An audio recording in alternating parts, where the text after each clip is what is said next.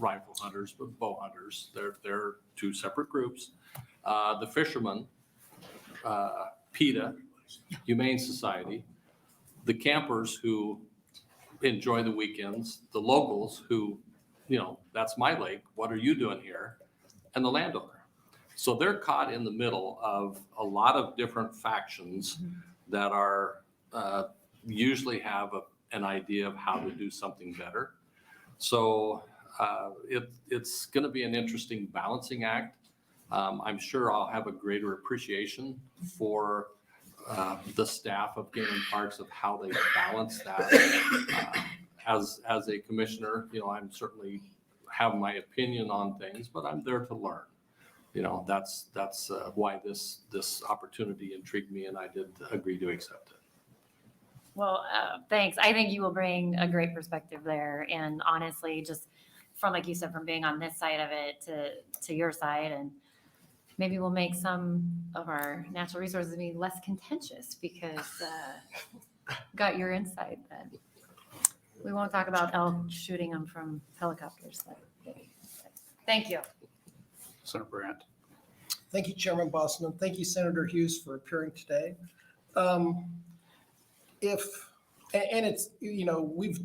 You've dealt with a lot of problems over the years with this specific agency, and I guess I'd like to shift gears a little bit. If you were to tell somebody about Game and Parks in Nebraska, what would be the three best things that you would tell somebody from out of state about our Game and Parks? I think we've got extremely good state recreation areas. Nebraska is very blessed with a lot of water, not only our rivers, but our lakes. There are fantastic camping opportunities within the state of Nebraska. There's some places where the facilities are not quite as great as I would like to see. So I hope that we can, focus some improvement on making the amenities at our state recreation areas. The hunting opportunities in Nebraska are tremendous. We complain a lot about the recent invasion of elk, but there are some massive bulls out there, and that's what brings the high dollar hunter in. That herd needs to be managed a little better, I think. And I know there's a study between Game and Parks and the University of Nebraska trying to get a handle on the number of elk that we have in the state. But that's an opportunity to manage that herd for a huge benefit to really put Nebraska on the map of, massive game. And same thing with deer.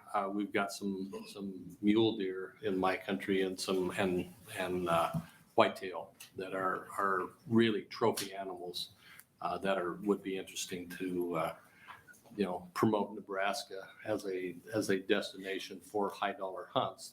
Now, the problem you have with that is then the landowner becomes involved because whatever 90 plus some percent of Nebraska land is privately owned. So there's got to be a balance between the landowner and the rules and regs of Game and Parks, or possibly statutes, to allow that. It should be a partnership to promote Nebraska as a destination for hunting. All right. Thank you. Mm-hmm. Senator Fredickson. Thank you, Chair Bosman. Thank you, Senator Hughes, for being here and both for your willingness to serve in the past and continued willingness to serve our state.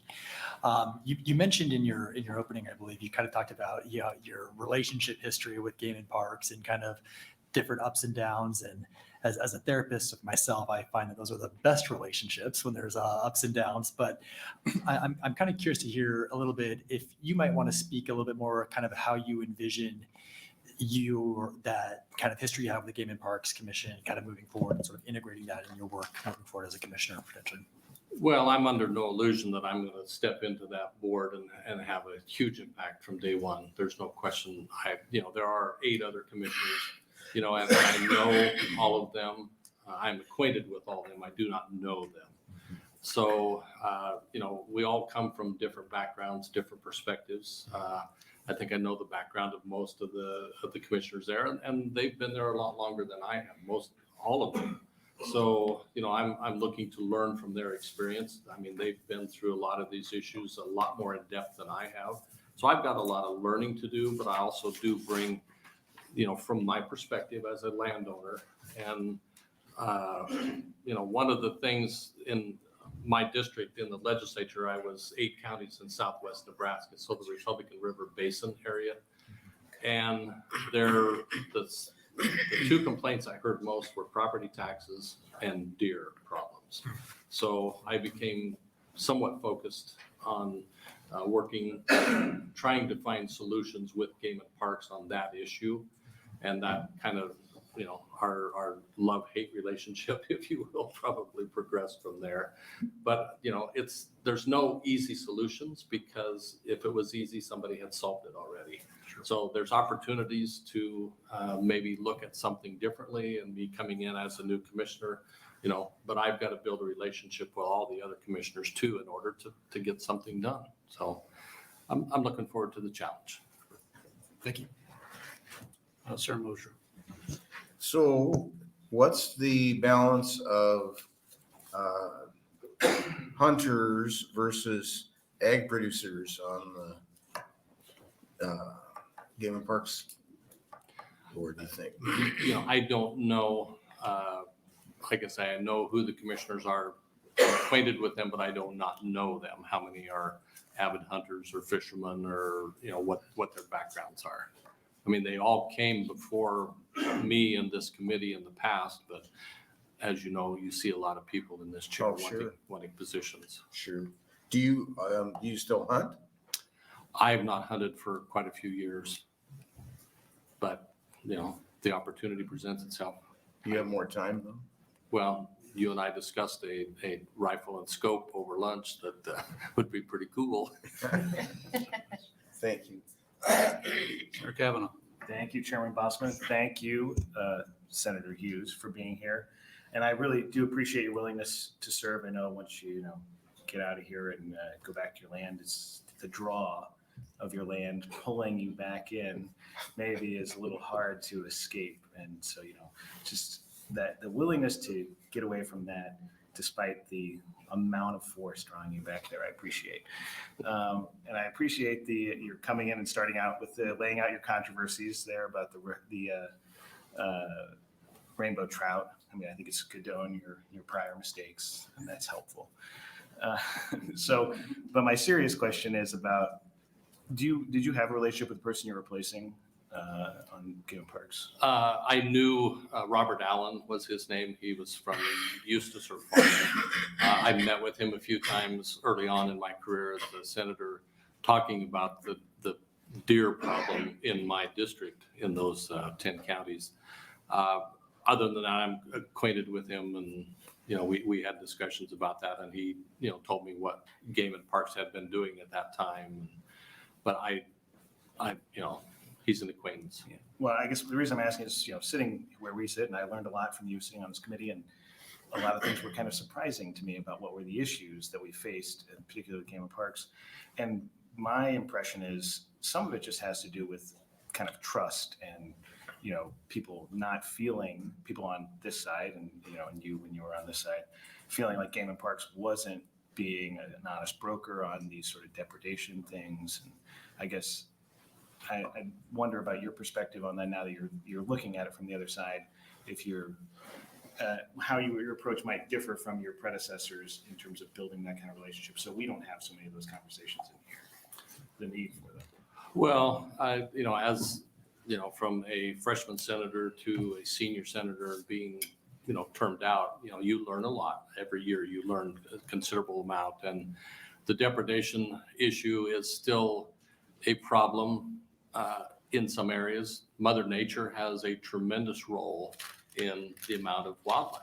I mean, there are parts of the state where the deer population has been decimated recently because of disease.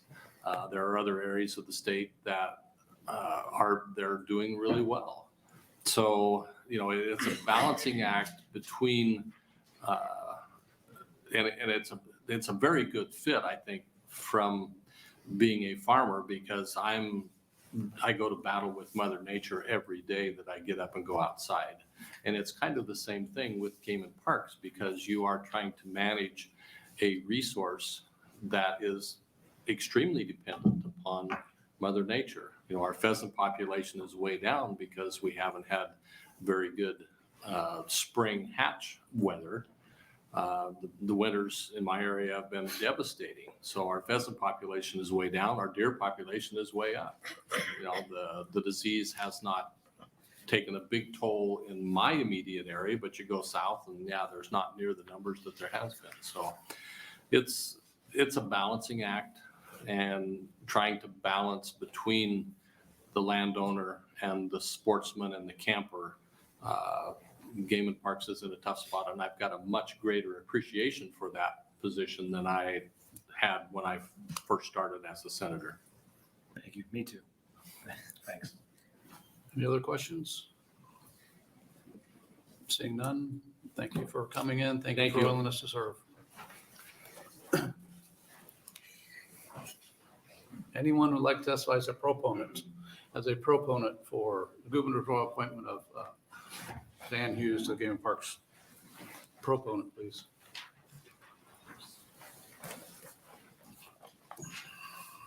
Good afternoon, welcome. Senator Bosselman, members of the committee, my name is John, John, Ross, ROSS. I'm here to try to encourage you to nominate him and send it forward. He's an active farmer, and I think that's one thing that's been lacking on that Game and Parks Commission for a lot of years. They really haven't had anybody who's actively farming. There's a lot of people who own land, and some of them manage it just for hunting. So I think he will bring a different perspective there. And like you said, he's been controversial with them, so have I. I'm a hunter education instructor, and I dearly love that program. It's fantastic. But as a landowner, like Senator Dan Hughes, there's times I've had issues with what Game and Parks was doing, managing our wild. So I think he'll bring that perspective there. His record in the legislature is there. A lot of you know him. He's willing to compromise and do things that will help the entire state of Nebraska. And that's what I think we're looking for. I think the one thing he did, he mentioned raising fees, which was to, on out-of-state permits, was to help with the issue out of Lake McConaughey. And that was a big problem. Because I knew some firemen and EMTs that were from that area, and they said they wouldn't go out there on certain weekends unless they had law enforcement escorts. And then, that's not good. That's not what we need. So I just think Senator Hughes would be a great person to have on the Game and Parks Commission. Thank you. Thank you. Are there any questions? Seeing none, thank you for your testimony. Thank you. Next proponent. Anyone else like to testify in support of Dan Hughes to gubernatorial appointment to Game and Parks? Seeing none, anyone like to testify as opposition?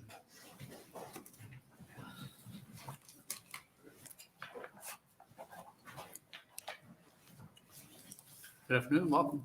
Good afternoon, Senator Boswell, members of the Natural Resources Committee. My name is Al Davis, ALDAVIS. I'm the registered lobbyist for the 3,000 members of the Nebraska chapter of the Sierra Club. We recently learned that Dan Hughes had been nominated by Governor Pillen to serve as a board member of the Game and Parks Commission. The Nebraska chapter of the Sierra Club stands in opposition to this appointment. During Senator Hughes' leadership of this committee and as a member of this committee, he has demonstrated contempt for the entity and the mission of the Nebraska Game and Parks Commission on several occasions. In large part, the commission does an admirable job juggling the demands of the public with limited means available to them and dealing with the dicey relationships between landowners and hunters on the game side. That relationship is especially critical since so much of Nebraska is privately owned, and landowners often carry the weight of caring for game which is owned by Nebraska residents. Through statements made in front of this committee, Mr. Hughes has demonstrated unhappiness with the management in place today and argued for an expansion of the rights of landowners over the public. Will his appointment lead to further limitations for public hunting? His record indicates that would be one of his goals.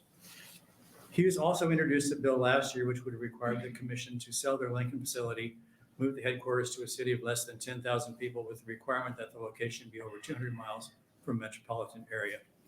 Such an action would result in significant costs to the commission, multiple retirements, and would weaken the ability of the commission to perform its duties effectively. The Nebraska chapter of the Sierra Club does not believe the commission should be filled by people who do not respect the current goals and objectives of the commission, and not by those intent on guiding the functions of the commission. For those reasons, we stand opposed to this appointment. Thank you. Thank you for your testimony. Any questions? So my question would be, do you feel that only those people who support all the actions of Game and Park should be a commissioner? No, but I think that the commission needs to be guided by people who respect at least what I've seen them do for the last 50 years, which is try to juggle the different competing demands of people. Yeah, and I appreciate that. And I think Senator Hughes had said that he was both supportive and he had issues with it, which I think some of us on the committee have had issues. So I think he articulated his position there. And When I was here, as a senator, I had issues too. So Right, exactly. So, okay. Thank you. Any other questions? Sir Jacobson. Thank you, Chairman Boskelman. Mr. Davis, I guess I want to kind of go down this same line. How many commissioners are there today on the Game and Parks Commission? I think he said 9. Okay. So right now you're suggesting that adding one out of that 9 that has a perspective from a producer standpoint, as previous positive testimony indicated, is going to upset the balance. And I thought this was about getting perspective from all areas, and you seem to be concerned about adding one of the 9. I mean, is that? So I'm representing my organization. I'm doing what they've asked me to do. Gotcha. Right. I understand your point, and what Senator Hughes had to say today, I thought went a long way towards massaging some of the concerns the Sierra Club has about the appointment. Perfect. A lot of the bills that I heard last year and the year before was a lot of animosity, which causes me concern because I do know that one board member can, if driven to a point, result in terminations or people quitting because they just don't want to put up with that. So I think what Senator Hughes said today is helpful. All right. Well, thank you, because I would tell you I've known Senator Hughes for a long time, and we don't agree on everything. In fact, there might even be an issue today that we're on the opposite sides of. But I will tell you, I've always had great respect for him. I think he's a great thinker. I think he'd be a great person on this board, and that's why I was a little taken back by the opposition. So I appreciate your answer, and thank you for being here. Thank you. Sir Mosier. Well, when we've had issues back when I was mayor of Columbus for 12 years, we had committees that just couldn't make a decision. And well, for one thing, viaducts. So we had people from the engineering and the city, but we didn't have regular citizens on the committee. So we just never got anywhere. So I put all the worst enemies all on the same committee and just let them talk it over and work it out. And we wound up building 2 viaducts and 3. We got one more maybe to build. But so I think it can work out. And well, first of all, I probably agree with anything Dan Hughes says. I don't dispute. He's got more knowledge in a lot of the areas that I aspire to. But saying that, if I had somebody on a committee that was going to be the negative foil for everything, he can be a gentleman and a very personable guy, and he can work through it, I think. And I've worked with him before, so I know what you're saying there. Yeah, and you were here in our seats, and so you kind of know what you have to do to succeed here. We don't always get our way. But thank you. We try to, though. Yes, well, and I enjoy listening to you come testify against most everything we're doing, just to see if I can learn something, and I usually do. So I'm glad to see you. Thank you, Senator. I appreciate that. Sure. Senator Slama. I'll just leave it at that. Senator Mosier took my thunder there. Sorry. You're fine. Seeing no other questions, Thank thank you you. for coming in today. Appreciate your testimony. Any other opponents? Anyone else like to testify in opposition? Anyone like to testify in neutral capacity? Anyone testify in neutral capacity? Seeing none, that'll close our gubernatorial appointment hearing on Dan Hughes to the Nebraska Game and Parks Commission. Thank you. There is, for the record, there was 2 proponents letters that did come in for Dan Hughes' appointment.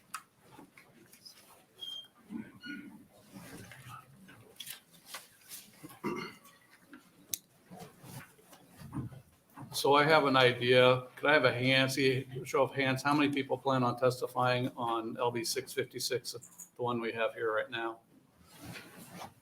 We're just timing for the next testifier, so we kind of have an idea. Okay, we'll do 5 minutes, so, okay. With that, we will open up our hearing on LB 656. Senator McDonald, you're welcome to open. Thank you, Chairperson Bostelman and committee members. My name is Mike McDonald, MIKEMCDONNELL, represent Legislative District 5, South Omaha. It's with great pleasure that I present LB 656, a bill aimed at supplying the Small Watershed Flood Control Fund with sufficient funding to cover local shares for all active Nebraska projects. In total, these projects cover an area of 5.5 million acres and cover 43 legislative districts. Helping cover the local cost share will allow our state to access the billions of dollars in federal funding necessary to conserve our watershed and protect our water. The Watershed and Flood Prevention Operations, WFPO, is a crucial player in the Nebraska Water Resource Management mission. The WFPO strives to reduce floods, renew river healthiness, protect public infrastructure, and guard communities against the effects of runoff. Through a variety of projects, the WFPO works to improve water management for the purpose of flood damage reduction, watershed protection, public recreation, public fish and wildlife, agricultural, water management, water supply management, and water quality management. These projects are carried out in order to protect Nebraska's natural resources and promote stability through our communities. With approval from the Natural Resources Committee, LB 656 will authorize funding for the local cost share necessary in order to strengthen and protect our state's watersheds. I have passed out a map of the state's active WFPO projects covering 43 legislative districts. Combined over the next decade, the local cost share for all projects is estimated at $404 million. Funding this local cost share would unlock billions of dollars in federal funding for those projects and protect one of our greatest resources and support our agricultural economy. The WFPO projects are vital to Nebraska's economy, both for the short and long term. The projects help sustain a healthy agricultural industry by reducing flooding, improving water management, providing access to safe drinking water, and protecting critical infrastructure. In addition to these, they provide recreational opportunities such as fishing, boating, hunting, and stimulate economic activity in the rural areas of the state. By investing in these projects now, it will ensure that the future generations will be able to enjoy the same opportunities we have today while facing fewer environmental challenges due to our efforts. Further strengthening our watersheds can reduce long-term maintenance costs associated with repairs or replacements of infrastructure damage by extreme weather events. Also here to testify is John Winkler, the general manager of the Papio, Missouri River Natural Resources District, and Mike Murphy from the Niobrara Natural Resources District. I'm here to answer any of your questions. The map I handed out, if you look at the $404 million, that would be our cost share and the projects going on throughout the state. I think they're all important projects, and how do we get there sooner based on the need of these projects and how essential they are to our future of our state. Thank you for your opening. There's questions from committee members. Senator Brandt. Thank you, Chairman Bosman. Thank you, Senator McDonald, for bringing this. And reading the note on the fiscal note, and I guess this is just for clarification, it appears that the money can only be used for land purchases. And then typically what happens, they build the watershed and then they sell the land. And then all that money goes back into this fund. Is that correct? Well, the money that I'm looking at is being appropriated from the cash reserve. That's where our share would be coming from. The people testifying behind me will get more into detail about the percents of the federal monies and the match. All right. And how that would work. Yep. I'll wait to see what they say then. Thank you. Other questions? Seeing none, will you say for closing? Yes. Okay, Thank you. I'd like to ask anyone who'd like to testify as a proponent for LB 656 to please come forward. Proponent. And if you plan to testify, this helps out if we move to the front, start populating the front seats. It just helps us move along a little bit quicker. Good afternoon. Thank you. Good afternoon. Welcome. Thank you. Thank you, Chairman Bossman, members of the Natural Resources Committee. My name is John Winkler, JOHNWINKLER, and I'm the General Manager of the Papio Missouri River Natural Resources District. I'm testifying today on behalf of the Nebraska Association of Resource Districts in support of LB 656. The Small Watershed Fund was originally created in the 1960s to serve as a local match for federal funds for the PL 566 program.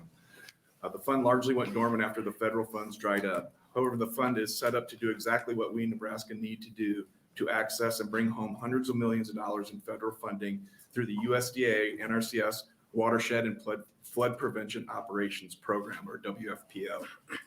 The WFPO provides technical and financial assistance to states, local governments, and tribal organizations to help plan and implement authorized watershed projects for the purpose of, and Mike listed those for you, Senator McDonald, so I won't go over those. Currently, NRDs have applied to the Water Sustainability Fund for the local cost share funding assistance for 3 WFPO projects. That was Wahoo Creek, Papio Creek, and Long Pine Creek. And thus far have been successful on all 3 of those applications. However, if all the NRDs and local sponsors begin trying to tap the Water Sustainability Fund for every eligible WFPO project, the fund will not be able to have sufficient funding to fund those or other valuable water sustainability projects. I have attached a map to my testimony which identifies all the potential WFPO projects throughout the state. The potential exists, as stated by Senator McDonald, for $400 million in required local cost share if all the plans identified are implemented. There are 33 current WFPO projects in Nebraska. In addition, 43 out of the 49 legislative districts have active watershed management plans and could be eligible for the WFPO partnership funding. Nebraska NRDs spend a tremendous amount of time and effort to apply for outside funding sources to assist in implementing projects and programs for the protection of life and property and to wisely manage our state's most valuable natural resources. For example, the Papio NRD has recently been awarded over $5.3 million in federal FEMA funding for the construction of a flood control reservoir in Sarpy County. And last month was authorized for over $91 million in federal funds through the 2022 Water Resources Development Act for construction of flood control, levee improvements, and flood wall in Douglas and Sarpy counties.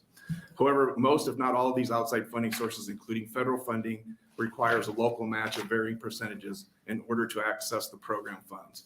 Therefore, to bring more outside funding sources to the state of Nebraska and further reduce our reliance on property taxes to get vital project construction, we need the ability to match those funds with local resources. Thank you once again for the opportunity to testify. I would be happy to answer any questions that you may have. Question from committee members? The question would be, I guess, on some of these projects, are these cooperating with landowners or not? Yes, the majority would be cooperating with local landowners, with other units of government. They're varying projects. Their land treatment, their water management. There's there's smaller type of flood control structures. They're not like the big dams that we typically would see in the metro area. They're smaller, like the farm pond. You see erosion control, sediment control, all of those types of things. Water quality projects. So yeah, they're varying degrees. But again, those projects typically follow. We have cooperative agreements, or we have cooperation with the landowners to have those implemented in their various areas. Okay, Senator Hughes. Thank you. Thank you, Chairman. Thanks for coming in. Yes.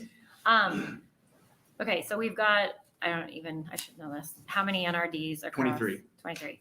And clearly these projects are across all of them. How is the money, if this would happen, which projects would get that 40 million every year? Like, because we want them there, because you're saying it's money that could be matching federal funds to match it, whatever. Right. Who would decide that? What takes priority? So the process is you'd apply to the USDA or the NRCS. Each yes, an NRD that has one of these projects would apply. Would go through that process, and there's a very specific federal process to go through to get approval. Okay. A very public process. You have to have public gatherings and public input. And then, so once that project would be approved through the Federally. NRCS, Right. then it's eligible for to go further for funding. So so let's say we've got let's say we've got 100 million that were federally approved. Who gets the 40? How would that be? You know what I'm saying? So one thing about these projects, they're all not going to get approved at once, which is the Okay. beauty of you have time to Over. implement these Uh-huh. over years. So it depends on the practice that you're using of what the match is. Varying practices, if it's flood control or if it's water quality, whatever that may be, has a different match. So what if you have an approved project and the NRD applies to DNR, who manages this fund, then I highly doubt that the whole 40 million would get used in 1 year. But if so, it would probably be a first come, first served basis. Okay. But DNR would have to iron that Come out up with in their some time. rules and regs. So yeah, Okay. that is my anticipation of how that would work. Very good. Thanks. Senator Jacobson. Thank you, Chairman Boskelman. I guess I would kind of follow up a little bit on Senator Hughes's question. So if I understand this right, someone, Papio, for example, could have a project and take the entire 40 million. And if their project was approved, and we're really not distributing this among congressional districts or areas of the state, basically it's first come, first serve. Whoever gets there with their project first, they can take 100% of the funding. If there were 2 projects out there, the first project to the finish line would get 100% of it. The second one would be left with nothing. Very unlikely the Papio could have the capacity to do that big of a project that would require all 40 million or that many projects. So most likely we would, per district, we would do 1 or 2 of these, and it would take several years to implement to do that. So it's highly, if not impossible for one district to do and get approved by the NRCS that much work to take the whole thing. Would it make sense to at least allow for some kind of a basis to where if one congressional district got a significant amount of the funding, that if there were other congressional district projects that had interest, they would go to the front of the line on the next round and so on, so that we get some kind of even distribution of dollars. It probably wouldn't be completely even. It depends on the project, but obviously as a rural senator, I continue to get concerned about making sure that if this is coming, it's at state dollars, it's not all funneled into one specific area. Right. And that would be something to work out. Obviously, Senator McDonald introduced the bill, but I think all the NRDs would be perfectly comfortable with working out some type of either priority status or arrangement where the money's evenly distributed. Obviously, we work very well together, and we wouldn't want to take the whole pot and leave somebody high and dry that had a viable project. So that would be something to work out, and we would have no opposition to that. It's just, but I highly doubt that it would be an issue, but we could always put that safeguard in place in case it was. So I really like Senator McDonald. But with that said. Yeah, no, and I think that's perfectly fine to make sure it stays fair. One thing about this, we're not asking for this fund to cover all the local cost share. We're asking it to be as a part of that. And the reason is even at the Papio, we have a pretty healthy tax base to draw from, obviously.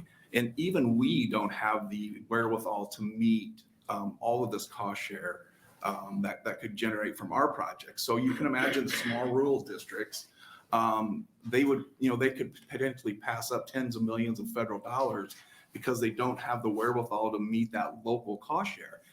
Again, you're penalizing those projects where we in the urban areas, sometimes we can't even get there. So it is an unfair advantage, so to speak.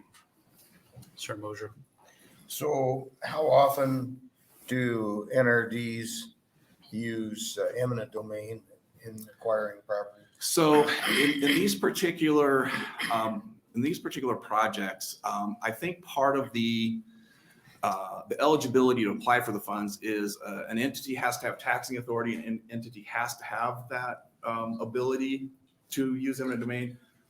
But in these projects, we find that it's very rarely, if ever, used because these are more, I think, more cooperative type. We want to engage the producers. We want to engage landowners to put these practices into place. whatever that may be. I don't know of any WFPL project that has used eminent domain thus far. And this was refunded in 2017 by Congress. So I haven't, but I mean, again, it may have occurred, but I have not heard that was the case. Thank you. Yep. Sir Cavanaugh. Thank you, Chairman. Thanks for being here, Mr. Winkler. So you referenced smaller projects like farm ponds, things like that. So I guess I'm trying to picture how this would work, because you're not going to apply to the feds to fund one farm pond, right? No, and again, these are, no, it would be a watershed management practices. So there could be multiple different or activities over a project. Right, so it's not one person's property. Not one. No, you could have one, you can have several. It depends on whatever particular management practice you're using. And we talked about land acquisition, but some of that wouldn't necessarily be acquisition. You'd just be helping the landowner themselves do some sort of project, right? Yeah. So, that was a great question by Senator Brand, I think, in working with DNR and then working with the districts, because the original Small Watersheds Fund was limited to, I guess, right-of-way acquisition, property acquisition, to maybe work with the committee, work with the legislature to allow more activities to be eligible for the local cost share. So it's just not property. It could be other things that would be required of the project that you could apply the local cost share to. So we would probably want to expand that language to make it more successful and applicable even to rural areas and in the state. So just so I'm trying to follow you there. So this bill is to create a fund that is accessible for matching eligible federal projects. Right. Are all of those federal projects land acquisition projects? No. Okay. But the state statute requirement is that it's only for land acquisition. That's the way the current watershed fund is written. Okay. The rules and regs of that fund, yes. And this bill doesn't change that? Not yet. And it's not something you've asked Senator McDonald to entertain? We have. Okay. We just did. No, I mean, yeah. We'll ask him when he comes back. Yeah. Here to close. And so you said it's not just one federal program. There's a lot of federal programs. It is. It's so like the original was the PL5, was Public Law 566. Those were specific structures that were funded by the federal government. And that went away. So this is specifically to the WFPO NRCS program and project. Yes. Okay. So, because you said there's different amounts of match. Yes. There's not a standard percentage to qualify for? No, this? because there's different, if you remember in Senator McDonald's statement, there was I think 7 different types of, it was water supply, it was flood prevention, it was water quality. All of those different strategies have a different match. Okay, so applied depending on which thing it serves, Yes. the feds will put up a certain. Yes. What type of strategy you use depends on what that match will be, that they will require. Okay, thank you. Any other questions? Seeing none, thank you for your testimony. Thank you. Next proponent for LB 656.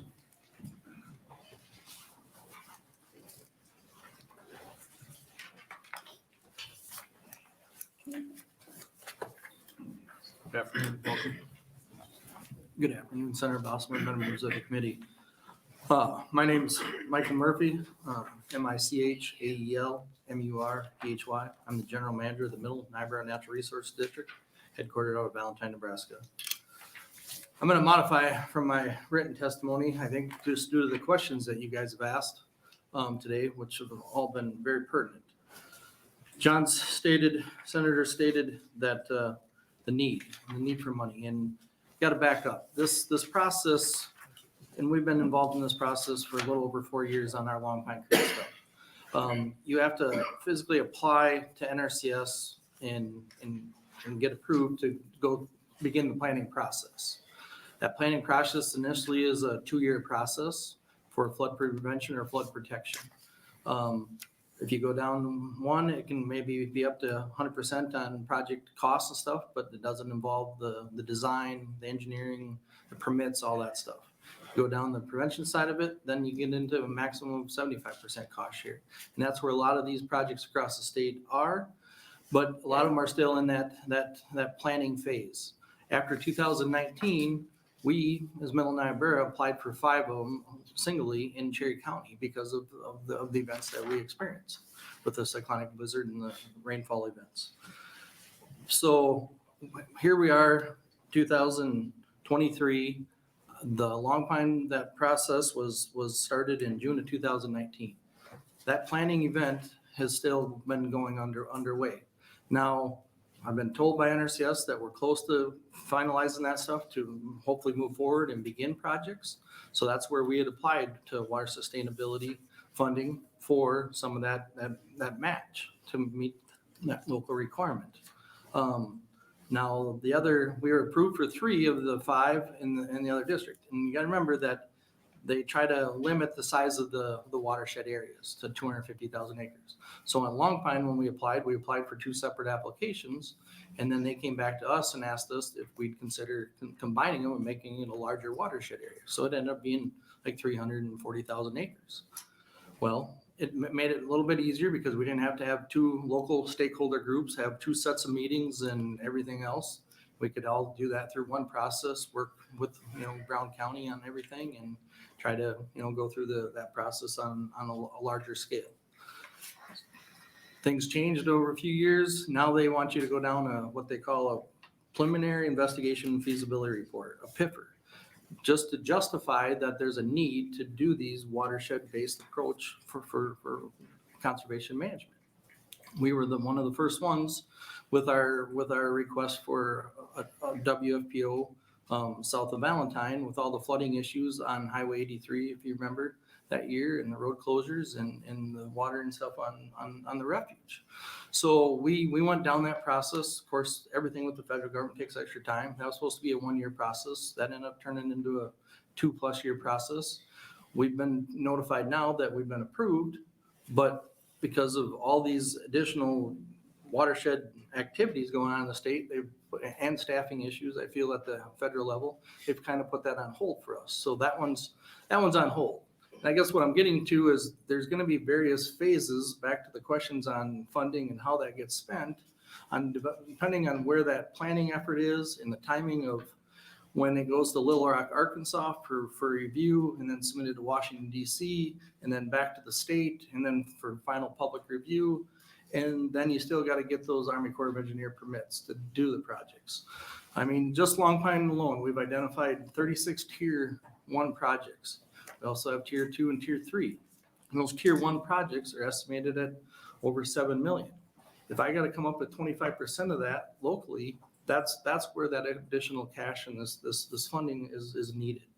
If I got to take that out of my general tax request on a yearly basis, if I ask the board to take 10%, that's $90,000. That'd take me 20 years just to try to pay for that. That's where this additional money and leveraging, whether it's water sustainability or environmental trust or some other dollars, is needed and hopefully can be utilized with this type of funding mechanism. Okay. That's all I have. But like I said, a complete change from what I had wrote, but you guys had some great questions and hopefully that opens up for some discussion. Sure. Thank you for your testimony. Questions from committee members? So what I heard, if you current process is applying to the other potential funds, water sustainability fund or that, to get the funding that you need for your try to or using local tax dollars is the other option. And I mean, there again, these and just in the last 4 or 5 years, the cost of all these projects, inflationary costs, the cost of materials, trucking, everything else has went up. Just recently on our 2 most recent projects that we bid, we've seen anywhere between a 29 and 50% increase in cost from 2 years ago when we applied for environmental trust funds. Yeah. Where, and for we are the lowest valuated entity in the state. Where are we supposed to try to come up with all that money? Okay. And that's that rural aspect. So literally, I think Senator Cavanaugh, you asked the question about that landscape base. That's the thing about these is not just looking and dealing with one landowner. These in rural Nebraska are looking at 250,000 acres in landowners. Now, that being said, parts of Cherry County don't have a lot of landowners, but how that water, I mean, we've literally had water since 2019 sitting and standing on the properties for 3 years. The best thing that happened was it got dry this last year and helped dry things up. But we had landowners that literally in 100+ years had never seen water on their properties where to the extent that it was after 2019. We saw an average increase of 5-foot groundwater elevation, after 2019. We're literally part of this planning process of looking at picking up and moving entire branches and headquarters to higher ground because of this inundation increase in groundwater level. So no other questions? Thank you for coming and testifying today. Thank you. Next proponent, please.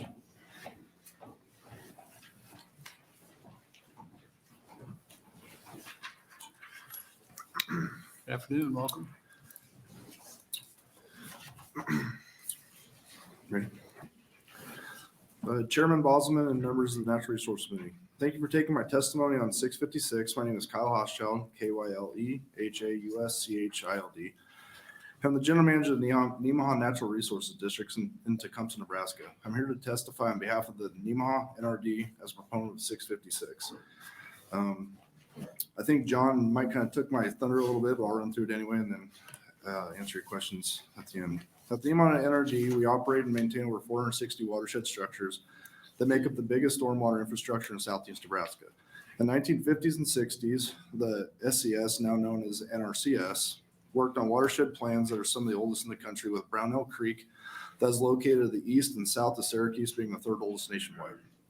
The Nemaha NRD's 460 structures are the most dams that are maintained by NANRD in the state. As these structures start to age and near the end of their life, or the design life, we are tasked with rehabbing and rebuilding them. The standard design life of a dam is 50 years. We have some dams that are approaching 7 years old, which has outlived their design life. The time has come to continue to help them perform as their intended purpose. These dams were built 40, 50, 60 plus years ago, were designed to the standards and preset needs of that time. Advancements in engineering and modeling will likely change the footprint or the size of some of these structures to make them as effective as they were when they were first built. The Nemaha NRD is currently working on multiple watershed and flood prevention operations, WFPO, formerly known as the PL 566 plans, with NRCS to bring these structures up to today's standards on a new plan to bring watershed protection, improvement, water quality to my district. One area of the WFPOs that we are currently working on, there are 137 structures in Brownell, Wilson, and Ziegler watersheds. The influx of federal funds to Nebraska through the WFPO program will help to implement these projects, but the need for local fund remains. With the help of 566, the Nemaha NRD will be able to continue to improve our watersheds and provide vital stormwater protection to the district that was intended 60 plus years ago when PL 566 plans were put in place for flood and grade control structures. I thank you for your time, and I'll answer any questions. Sir Salama. Thank you, Mr. Chairman, and thank you, Mr. Hochschild, for being here. I'm always grateful to have District 1 representation here, and I'm grateful for your service. Can you walk me through, given the amount of watershed structures we're looking at here, even within the Nemaha NRD, what's the average cost to replace one of these dams, like a typical dam that you'd be seeing in the Nemaha NRD? Honestly, it depends on the size. It's Okay. the biggest thing. And like Mike said before, prices have increased a ton. Sure. We're kind of moving down the path of a lot of these structures are starting to fill with sediment, again, because they're designed for 50 years. Yep. We're looking at a lot of slip lining, which is basically you're not necessarily replacing the pipe, but you're actually leaving the current pipe in place and you're putting a fiberglass sleeve on the inside of it. And we've found that that's a lot more cost effective. But just to do a very small structure, you're talking $40,000, $50,000, $60,000 just to do that. If you're talking like just a removal or replace of that pipe, you're talking probably $80,000 to $90,000 just to do that. And that's not changing, updating the standards or anything like that to the new precipitation models that are being shown. That's just to have the dam that's in place now to basically keep it in place without adding any benefits to what was originally designed. And what's the regulatory process your office has to go through to even get one of these structures replaced? Honestly, so that's the biggest reason we're going through that slip lining process, because the regulation doesn't really change because everything stays the same.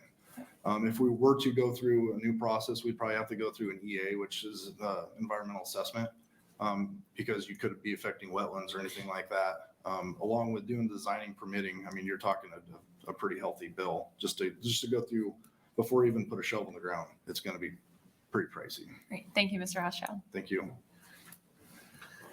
Question would be, are some of these rehabilitation projects on dry dams then? We don't have very many dry dams in our district. We do have a lot of grade control structures, which kind of act as a dry dam, but it's more, it's just the whole grade. One issue we had on Little Nemaha River, for example, was in the 1950s, 40s and 50s, they straightened a lot of creeks, which caused a lot of issues with head cutting. So at the time of the Brownell, Ziegler, and Wilson Creek, for example, they had to go through and actually put in grade control structures. So basically it was a drop structure. You're locking that grade in place, so that way you're not getting a head cut running up, and then you're getting these big gullies running through fields, getting into the smaller bridges that are on small creeks and stuff like that. So we don't have a lot of dry structures. A lot of them, since they were built so long ago, were dams with ponds on them, essentially. So we don't have a lot of dry dams necessarily. You mentioned silting during testimony. Could you speak to that? Just Yeah, so originally most of these dams were built as an NRD manager. We built a lot of these dams for flood control. So the top of the pipe is what we call a riser. From the top of the pipe to whatever holds that water back, as an NRD, that's what we care about, is the flood control. The landowners are the ones that care about the fish and the water and the ponds. As they start to fill in, we're making more wetlands than actual ponds that are standing. So the flood control remains, but the water quality essentially is what starts going away with the silt coming in the lakes. That's where you get the blue-green algae blooms that makes the lakes a lot more shallow, which is providing more habitat for rough fish, and you're not going to have your high quality for like your crappie and your other more desirable fish. And I appreciate it. I know years ago when I was working on flood control issues in my district, so I call them dry dams. I'm slow down the water. Yep. Well, there's old ones that are out there and they silted in. I said, well, why don't we go have a bill come in? We'll just, clean them out. And they said, no, it's not cost effective. It doesn't do any good. We have to build new, basically, in another area to do that. So I guess the silting in ponds where they are holding water, that's a little bit different story. It is the one that's kind of the joke that's out there. The one thing that ponds are really good at is capturing sediment. And that's what they essentially end up doing is filling in with sediment. They're still doing what they're designed for originally, but your water quality, you start to lose that aspect of your water quality as they start filling in. That's when you get your algae blooms and a lot of that moss and algae that grows on there. And your water quality somewhat goes away, but you still have your flood prevention and grade control. Seeing no other questions, thank you for coming in. Thank you. Next proponent, any other proponents for LB 656? Any other proponents? Anyone like to testify in opposition to LB 656?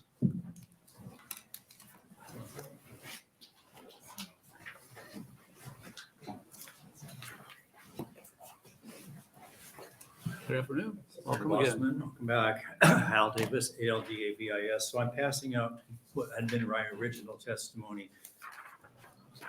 Since I wrote that testimony this morning, I got some other information. I'm just going to read that into the record. So we know that these dams were largely put in for flood control purposes. And the Sierra Club, which I'm the registered agent for, feels philosophically that's probably just not the appropriate solution in this day and age. So I'm just going to kind of augment some of what I said with some information that I got from other members. State and spell your name, please. Oh, I thought I did that one. Al Davis. Oh, sorry. ALDAVIS. My bad. I missed it. The use of $80 million to support small watershed flood control fund is simply the wrong approach to addressing flood risk reduction options. The small watershed flood control fund is part of a larger set of antiquated projects developed in the mid-20th century under the false premise that one can control floods or flooding. No land management process can control flooding. The best one can do is reduce the risk of flooding, known in modern watershed management and engineering as flood risk reduction. As LB 656 has written, the only statutorily authorized use of this $80 million is for land rights for potential flood abatement projects, which has been principally small dams constructed by various natural resource districts with federal funding coming from the Watershed and Flood Prevention Operations Program as PL 566 watershed dams.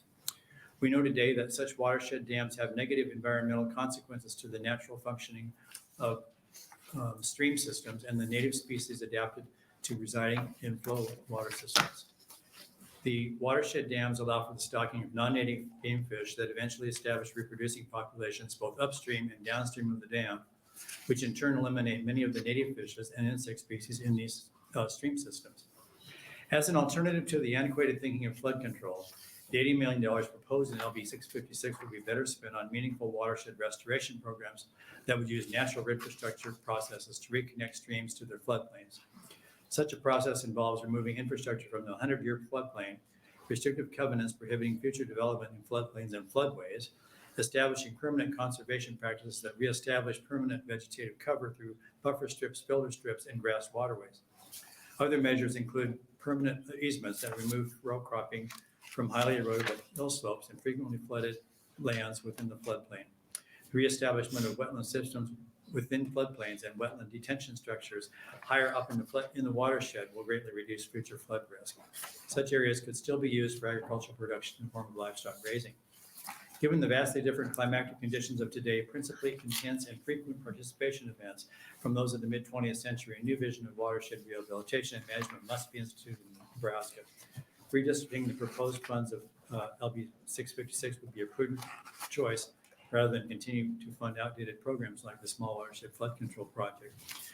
So I wanted to make one other observation, which Mr. Murphy referenced, talking about Cherry County and all the water that we had, because I have ranched there and certainly dealt with that the last several years, and it is very frustrating. I would have to say that these events are probably going to be more frequent, where we have these, inundations of water and then none for some time. So last year there wasn't any water in Cherry County, no rain. I'm not sure that these projects are going to be effective when you deal with massive rain events like that. If you have 8 inches of rain anywhere, that's an inundation of any water project. So we just think there are better ways to use the funding. Thank you. Thank you for your testimony. Other questions, Sir Cavanaugh? Thank you, Chairman. Thank you, Mr. Davis, for being here. So I guess, the way the bill's written kind of complies with what you're talking about, but it sounded to me like the guys, the testifiers who've come, they're interested in projects such as that you've described as better alternatives. Am I misunderstanding something?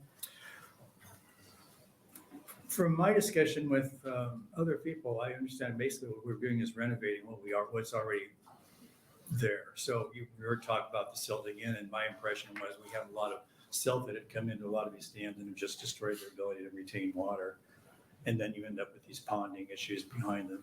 Okay, so when they're talking about terracing and that sort of stuff, it's not, it would be still water retention behind a wall, is what you're saying? Well, a lot of water management is trying to control the timing of it. Sure. So if you've got structures in place that slow it down, you're going to prevent damage further down. If you have a massive rain event, and you live in a sandy country, especially, that dam will fail very quickly. In a massive rain event, yeah, okay.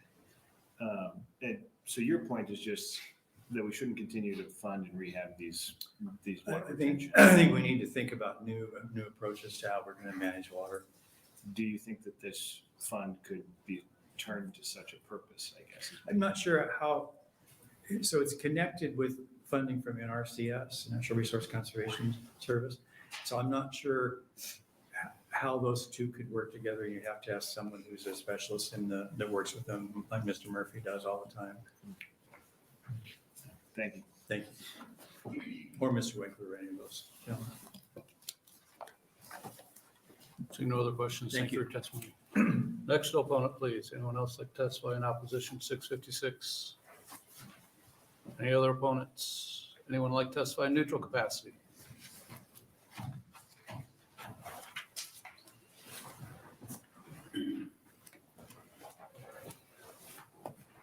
Good afternoon, welcome. Yeah, Senator Bosselman, my name is Don Beatty, D-O-N-B-A-T-I-E. I am from Dawson County, and I had not planned on testifying on this bill today. I was here for the other bill. But I'm also currently chairman of the Natural Resource Commission. And I am testifying on my own behalf, not the commission.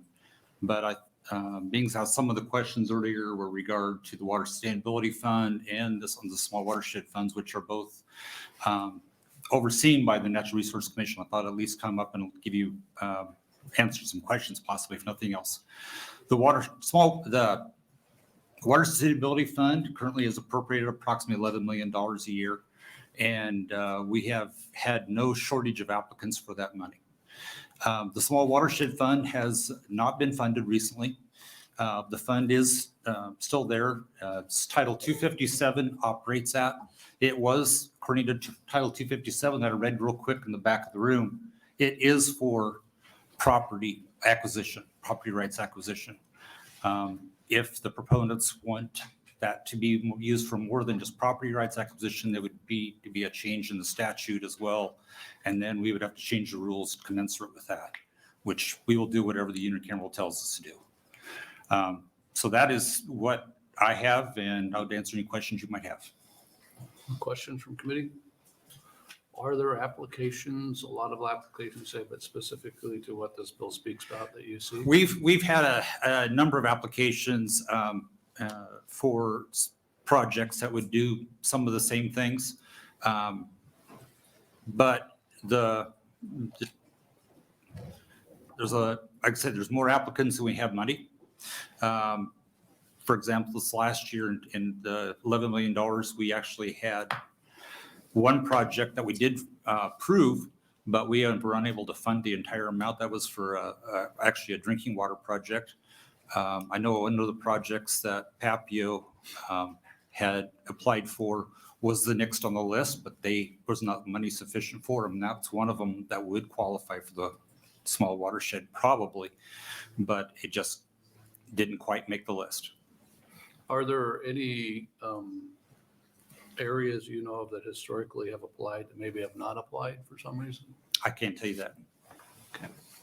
My time on the commission was after the small watershed was in effect, so I've not ever dealt with it personally.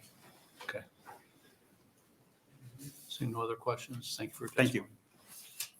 Next, neutral testifier. Anyone else like to testify in neutral capacity? Seeing none, Sir McDonald, you're welcome to close. We do have 3 proponent letters for LB 656. Sir McDonald, welcome to close. Thank you, Senator Bossman. Try to cover a couple of things. Senator Jacobson had mentioned the fairness, and you're looking at the 23 different NRDs, and however we can improve on that to make sure that the money would be spent effectively and efficiently throughout the state. That's great. The proponent, is concentrating on dams, not talking about the projects above the dams, and the 7 categories that we were talking about when John testified earlier was the flood damage reduction, watershed protection, public recreation, public fish and wildlife, agricultural water management, water supply management, and water quality management. So that was part of my testimony. Here we are, we have these projects and you have them in front of you. However, to do that fairly, we know that we have right now $404 million would be our contribution from the state or the local, based on the idea of freeing up millions and millions and possibly billions of dollars from the federal government. That's our money that's sitting out in the federal government. That's the taxpayers of the state of Nebraska that's paid that. So we know we have these projects. We know that we're short. We know that we can, and again, the percents vary depending on the project, but we know that this is possible to move this along faster, and these projects are definitely needed for the long-term success of our state. Other questions from committee? Senator Cavanaugh. Oh, thank you, Chairman. Thank you, Senator McDonald. It's been an interesting conversation. Just to put a point on the conversation about changing the statute to allow for non-land acquisitions, would you be amenable to that change? If Yes. necessary? Thank you. The other, it does have general funds in there. Well, it's coming from the cash reserve.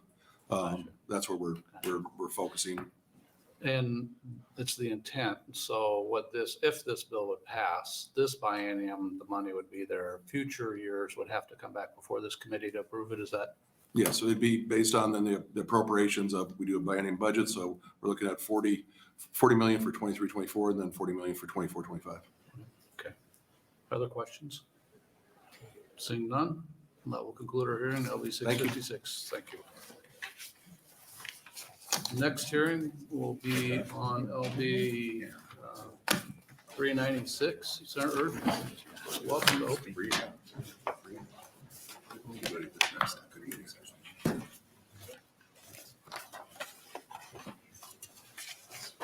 Thank you, Senator Bossman. Good to be with you this afternoon. My name is Steve Erdman, Steverdman. I represent District 47, 9 counties in the Panhandle.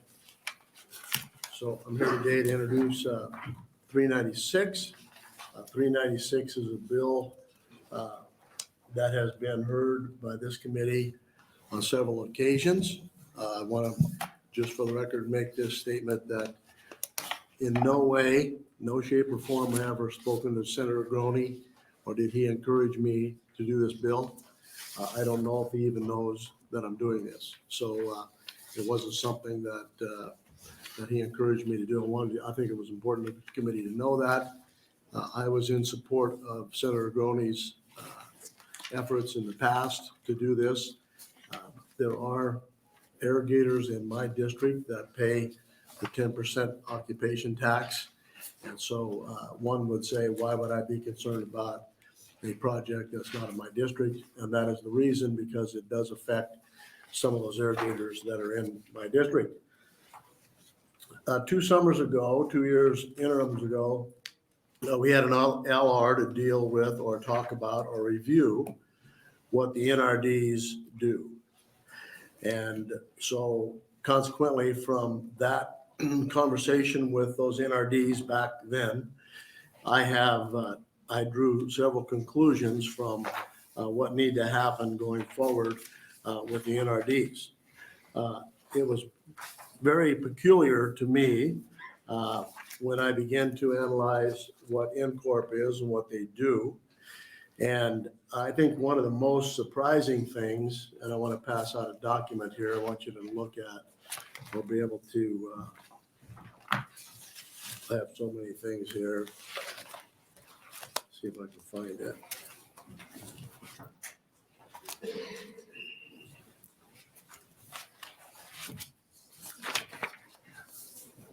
Here you go. See if maybe I don't have it with me. I guess I didn't bring it. Anyway, what I want to tell you is, what I want to share with you is this, that in 2012, the Department of Natural Resources contacted 4 NRDs in that district, in that area, and they suggested that they purchase this land that was put together by the Prudential Life Insurance Company some 40 years ago. And that land was 19,500 acres, became available for sale. Here it is. If you pass this out. It was very strange. We were doing the LR. The NCORP was set up to augment the use of water. So they took this 19,500 acres out of production so they could do recharge for the Republican River.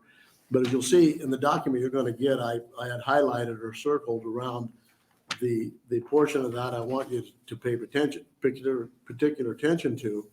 It says the Department of Natural Resources, September 12 formally presented to the NRDs with the idea of creating an augmentation project in Lincoln County after learning a large block of property was for sale. The 4 NRDs involved in NCORP quickly decided to pursue the property, knowing that the window to act would be short because the property was on the market. Then down below it says by mid-December 2012, they owned it.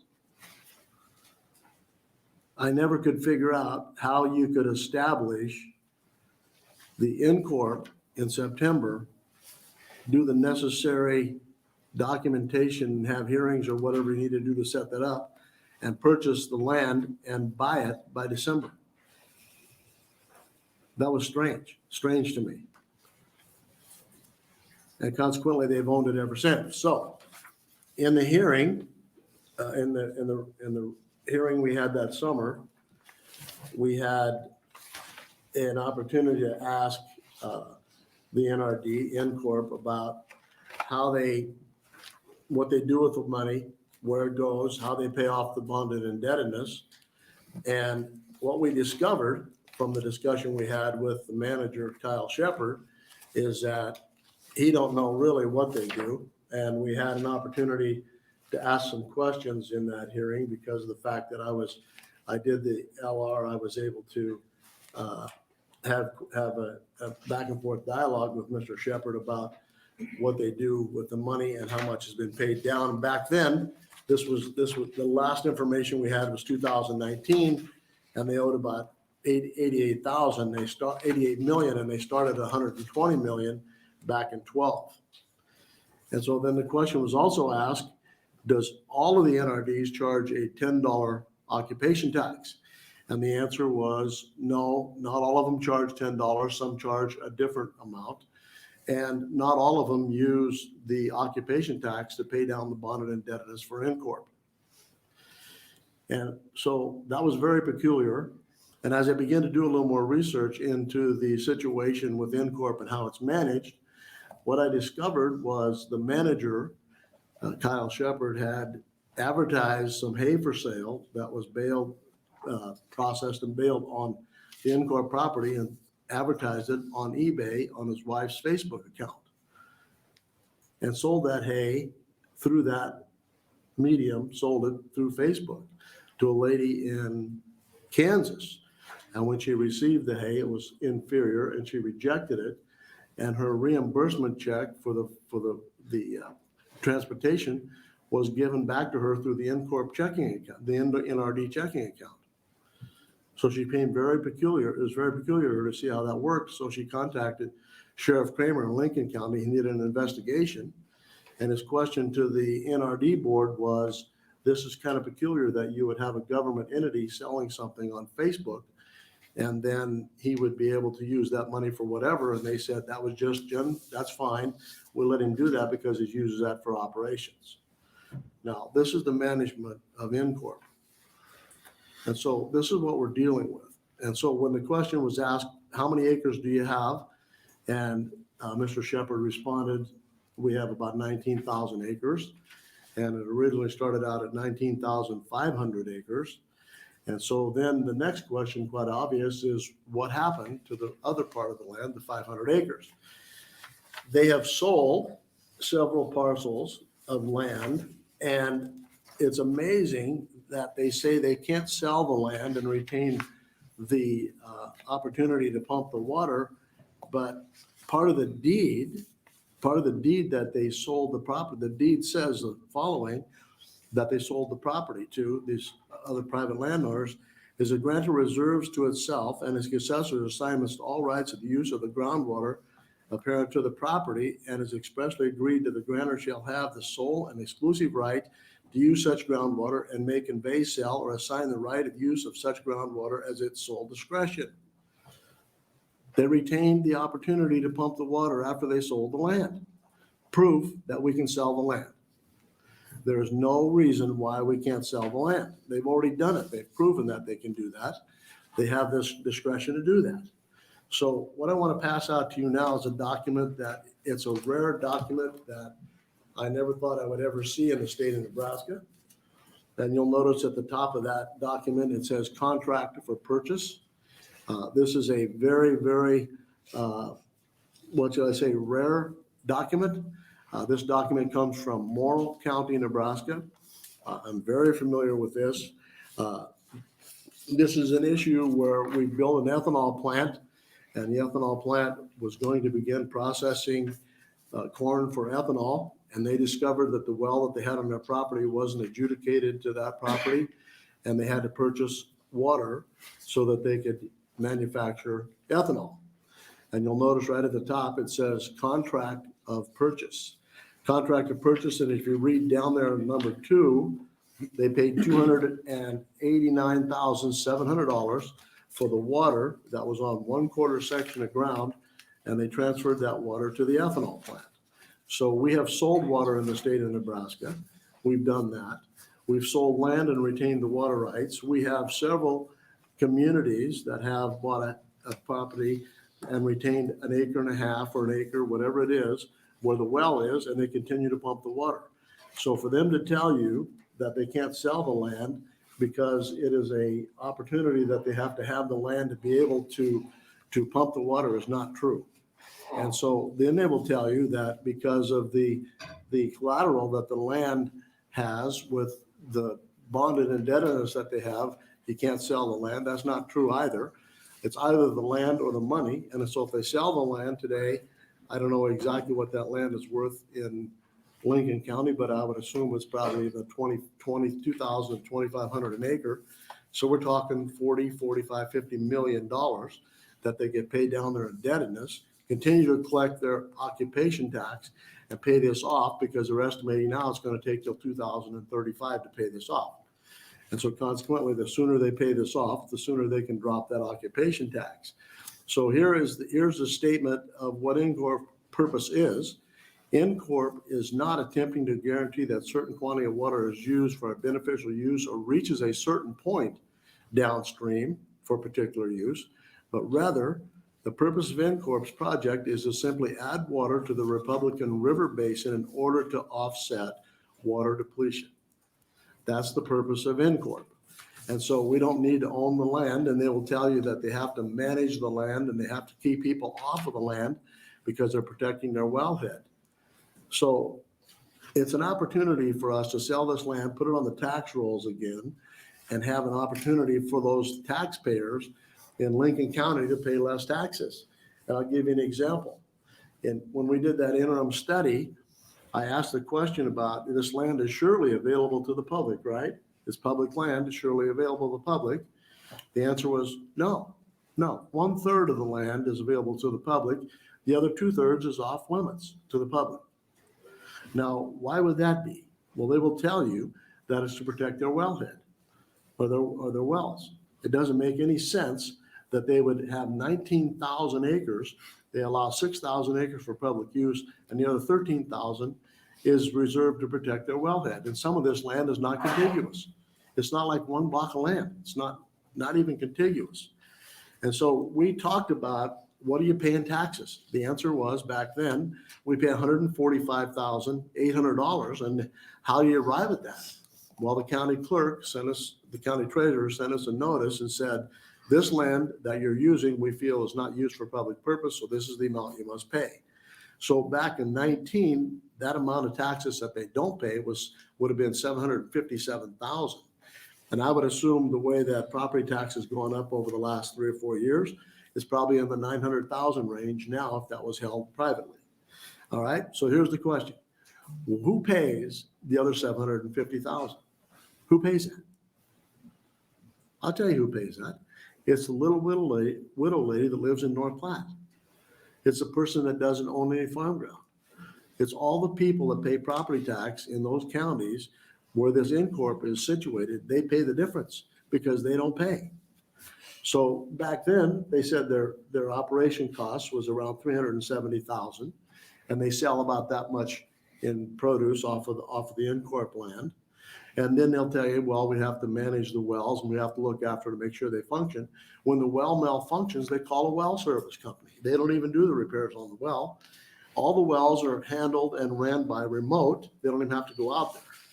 And if you've ever been to INCORP, it's like going to a military camp. The gates are locked. They lock the gates and keep you out. I don't know what they're trying to protect there, but it doesn't make any sense that we continue to own the land when it's not necessary, forcing other people to pay more taxes than they should. So in Dundee County, there was a case, in the property tax case, the court referred to language in the 1905 Supreme Court that actually strengthens our argument. And it said, in case of the court affirmed the ownership of as little as 1/2 acre of land encompasses a well, and it was sufficient to be beneficiary to use the equipment to pump water for public use. So what I'm trying to tell you, they could sell the land, retain that area where the wellheads are, and they could sell the rest of the land, put it on the tax rolls. It's very simple. And so you will hear numerous people come up behind me that will be associated with the NRD, and they will tell you that it's not possible to sell the land because we have to have that to pump the water And it'll ruin our bonding indebtedness, those people that have the mortgage. And all of these things are gonna tell you will happen. None of those things are true. None of those things are true. And so we've been talking about trying to sell this land for as long as I've been in the legislature at least. And I would assume longer than that. I would assume we've been talking about trying to sell this land since the day they bought it. That's my guess. Since the day they bought it, I would assume there are people in Lincoln County that thought this was the wrong thing to do and they should sell the land. So in light of what kind of management we have at Incorp, in light of what they do there and how they do it, and also taking into consideration the burden we're putting on the taxpayers in Lincoln County and those other counties, and the $10 surcharge, occupation tax we're putting on those farmers and ranchers, it's time for us to make a decision to put the taxpayer first. And the NRDs, that's mission creep with the NRDs. And as we reviewed what the NRDs do and the 12 things they were charged with, one of the things they were charged with is trying to get clean groundwater, and we have nitrates going out of sight in a lot of places. And what are they doing about that? But they're interested in doing recreational areas and dams for recreation and all the other things. So it's time for us to make a decision once and for all, put the land on the market, sell the land, pay the indebtedness down, get it off the tax, or get the occupation tax removed so people can actually do what they need to do without having the government interfere in their life. So with that, I'll try to answer any questions you might have. Sir Jacobson. Thank you, Chairman Bosselman. Thank you, Senator Erdman, for being here and for bringing this bill. Obviously, full disclosure, I'm supportive of your efforts here and have had concerns along the way. And I really want to start with some simple questions, I think, in terms of the last points that you made, I think are important points in terms of what is the mission of the NRDs, and when they join together in Incorp, what is their mission? And their primary mission is water quality, water quantity. I get very concerned about any agency that has mission creep, particularly when you're starting to talk about managing 20,000 acres and getting into other areas. And as we've seen from your testimony, clearly there can be mischief involved when you start getting this a little too far outside of your mission. I want to go back to the bonded indebtedness because I know there'll be some testifiers, and I want to just kind of cut this off from the beginning. The bond has been outstanding now for 10 years. And I know there's a call date coming up in 2025, so it could be repaid at that time. But I just want to be clear that the repayment source for the bonds today is being generated from the occupation tax, right? That's my understanding. Yes, and obviously they're not selling the land to repay the bonds today. It's occupation tax. Okay, and we also talked about that there was some land that was sold. That's correct. And so obviously the trustee for the bond signed off on that sale, didn't he? I'm sure he did. So it's kind of hard for me to believe that the trustee is not allowed to release collateral because he already has. So then the next question I guess I look at is value of the land. The land was in corn production, irrigated corn production at the time. So when the land was purchased, it's worse than buying a brand new car, okay? That you drive it off the lot, it's worth less money than when you paid for it. On this case, we took irrigated farmland, corn ground, and paid X dollars for it and let the bonds to be able to fund that purchase. And by the way, and fund all of the augmentation project. And then when we took the land out of production, out of corn production, the value of land dropped precipitously. So really the land isn't, I mean, the land is there for collateral, but let's face it, as a lender, I can tell you, I don't want to get repaid through the collateral. I want to get paid from the primary resource prepayment source. And in this case, it's the occupation tax. And there's no reason to believe that the occupation tax is going to go away. That's correct. So if the occupation tax is going to stay in place as my repayment source, as a lender, I'm willing to take it unsecured. I know if I know that repayment source is in place. And oh, by the way, the bonds have been amortized down significantly. There is an ability to sell the land and prepay the bonds, which would further reduce debt service. It could be refinanced if need be and handled through the repayment of the occupation tax. Would that be your understanding? I understand that. I think you're exactly right. One of the things that Senator Jacobson that I recognized or I read is that the actual cost per acre was around $37.80 when they got all done doing everything they did. Gotcha. So that, if it's worth, I don't know what dryland's worth in Lincoln County, but Cheyenne County is probably the best dryland county I have in my district. And some of that ground's bringing 1,800 an acre. And I would assume every 50 miles you go east, you get another inch of rain. So maybe dry land in Lincoln County, maybe 2,500. So if you sell 18,000 acres, reserve the 1,000 acres where the wells are, they sell 18,000 acres, it's $50 million, leaves very little left on the bond to be paid off. And in a short period of time, at the $10, it would soon to go away. Thank you. Well, I would be remiss if I didn't say I'm huge fans of NRDs, huge supporters of NRDs. I really think they've got an important mission. I think they've got a lot of challenges ahead, as you've mentioned, nitrates and so other issues to manage. I really see this as a distraction for the NRDs to deal with. And you did lay out one situation as it relates to the hay, which seems really peculiar. I can tell you what would happen if that individual were working for me. So I'm a little baffled by what happened there. But I get concerned as this being an example of some of the things that can happen, and that concerns me. So I appreciate you bringing this. And one other question I guess I would ask is, I presume you're familiar with an individual called by the name of Steve Mossman, who's an attorney I am. with the Madsen Ricketts firm. Yes, sir. And he's done some extensive reading and on water laws. And what would be his conclusions to what can be done here? His conclusion is, and I've seen that same information, his conclusion is there's no restriction or no reason why we shouldn't sell the land. I did send a request to Attorney General Hilgers for his review and his opinion. I visited with him day before yesterday, and he was at a very important thing in Washington, D.C. So he said he hadn't completed it yet, but he's going to complete that when he gets back, and he will give me his opinion on that. But I think Attorney General Hills will come to the same conclusion Mr. Mossman did. All right. Thank you very much. Thank you. Senator Hughes. Thank you, Chairman. Thank you, Senator Erdman. This is a whole new thing for me, so my questions might be a little young. I am the younger Hughes. I did say that, right? Okay, sorry. So the Nebraska Constitution, which I think you even said, stipulates that the land and water are joined, right? And when you transfer ownership of land, it also transfers the groundwater, right? Is that true? And if so, wouldn't selling land without water rights be a violation of our Nebraska Constitution? No, it would not. It would not. No. So that's not in the Constitution. No. And exactly what I just said about they've already sold a portion Yeah, of the you land. said a couple, okay. And they've retained the water rights. So if that is the case, what you just said, they would have been able to sell the land. So would we have unintended if this would go through often, I just think, I'm not, forget NCOR, like around my district.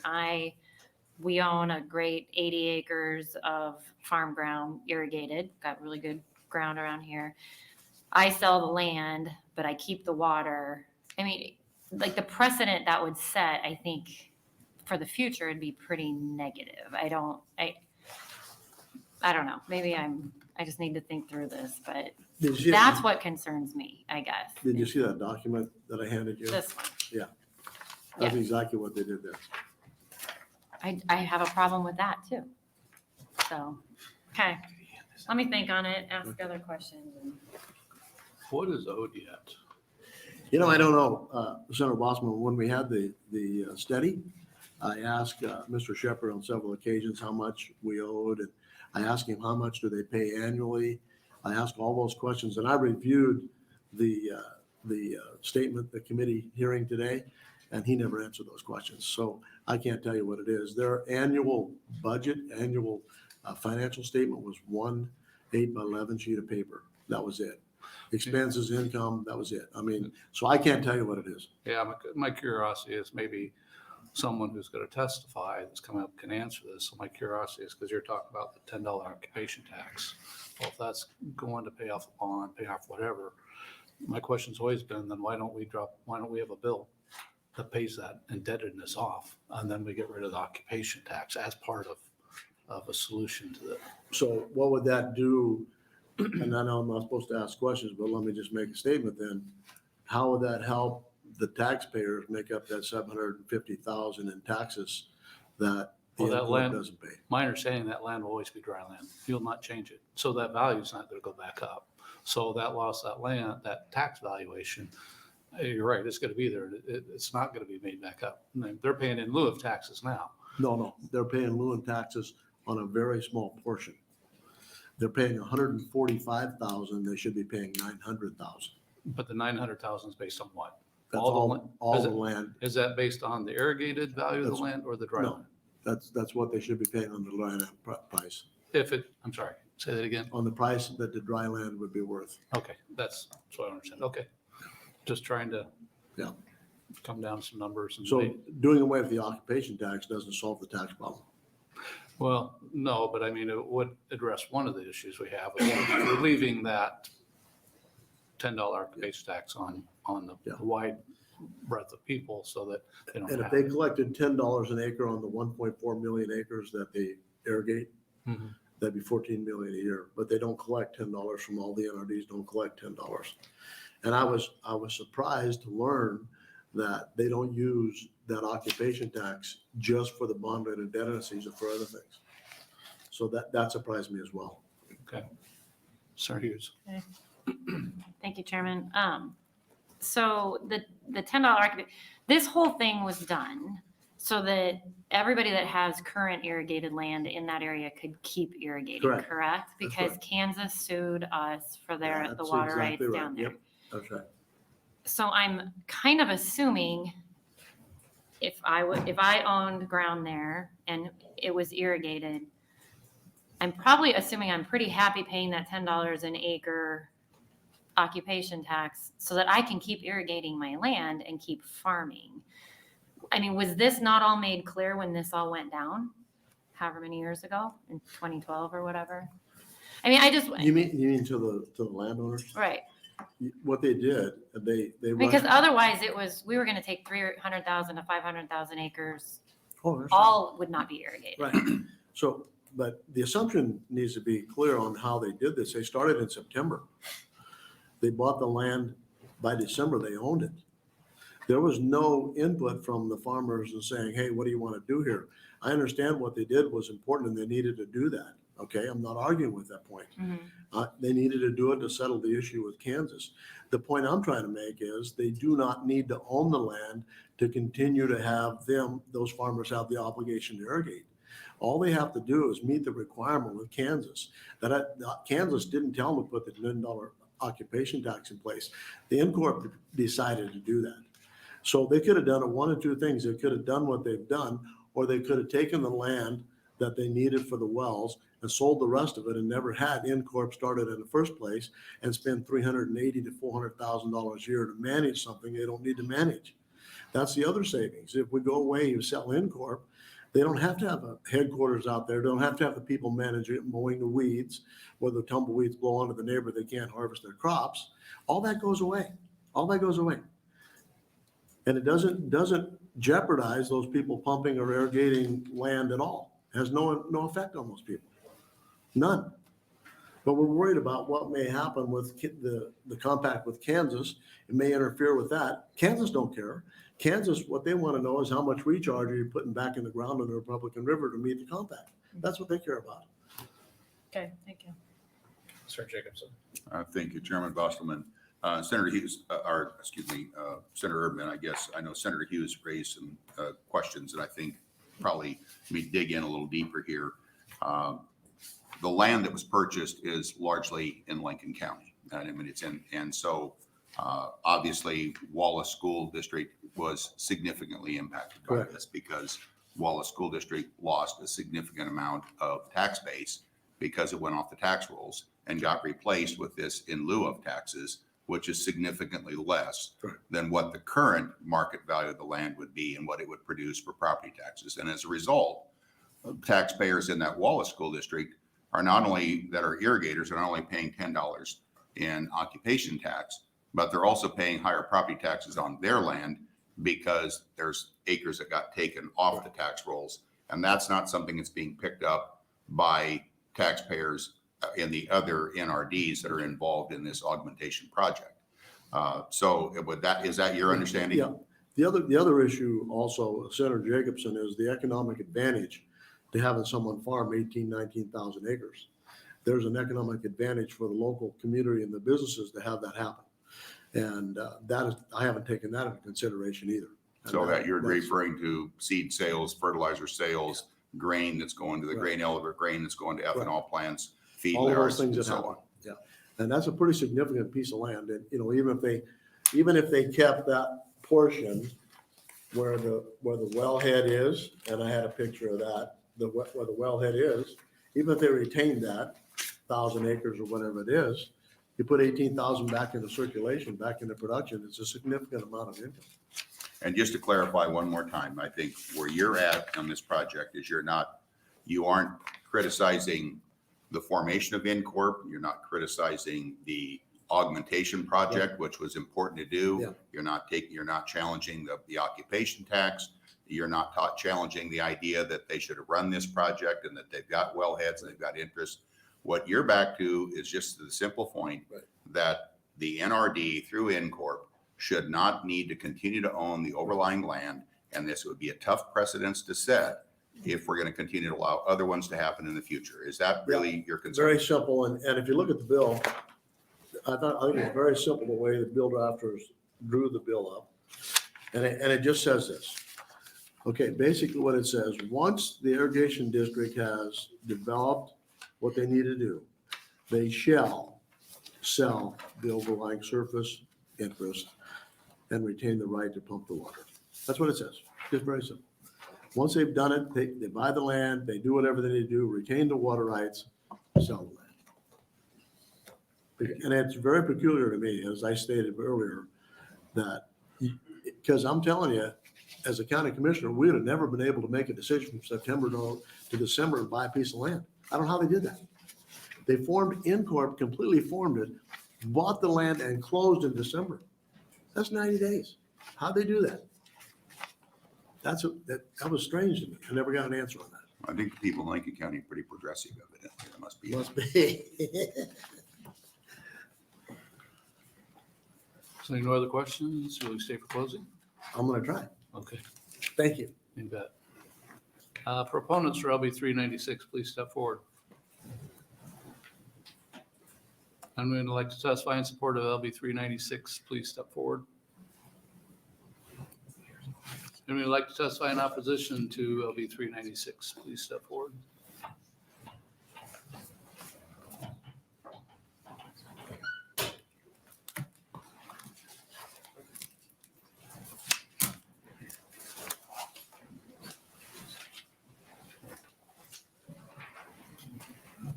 Afternoon, welcome. Good afternoon, Senator Bostelman, committee members.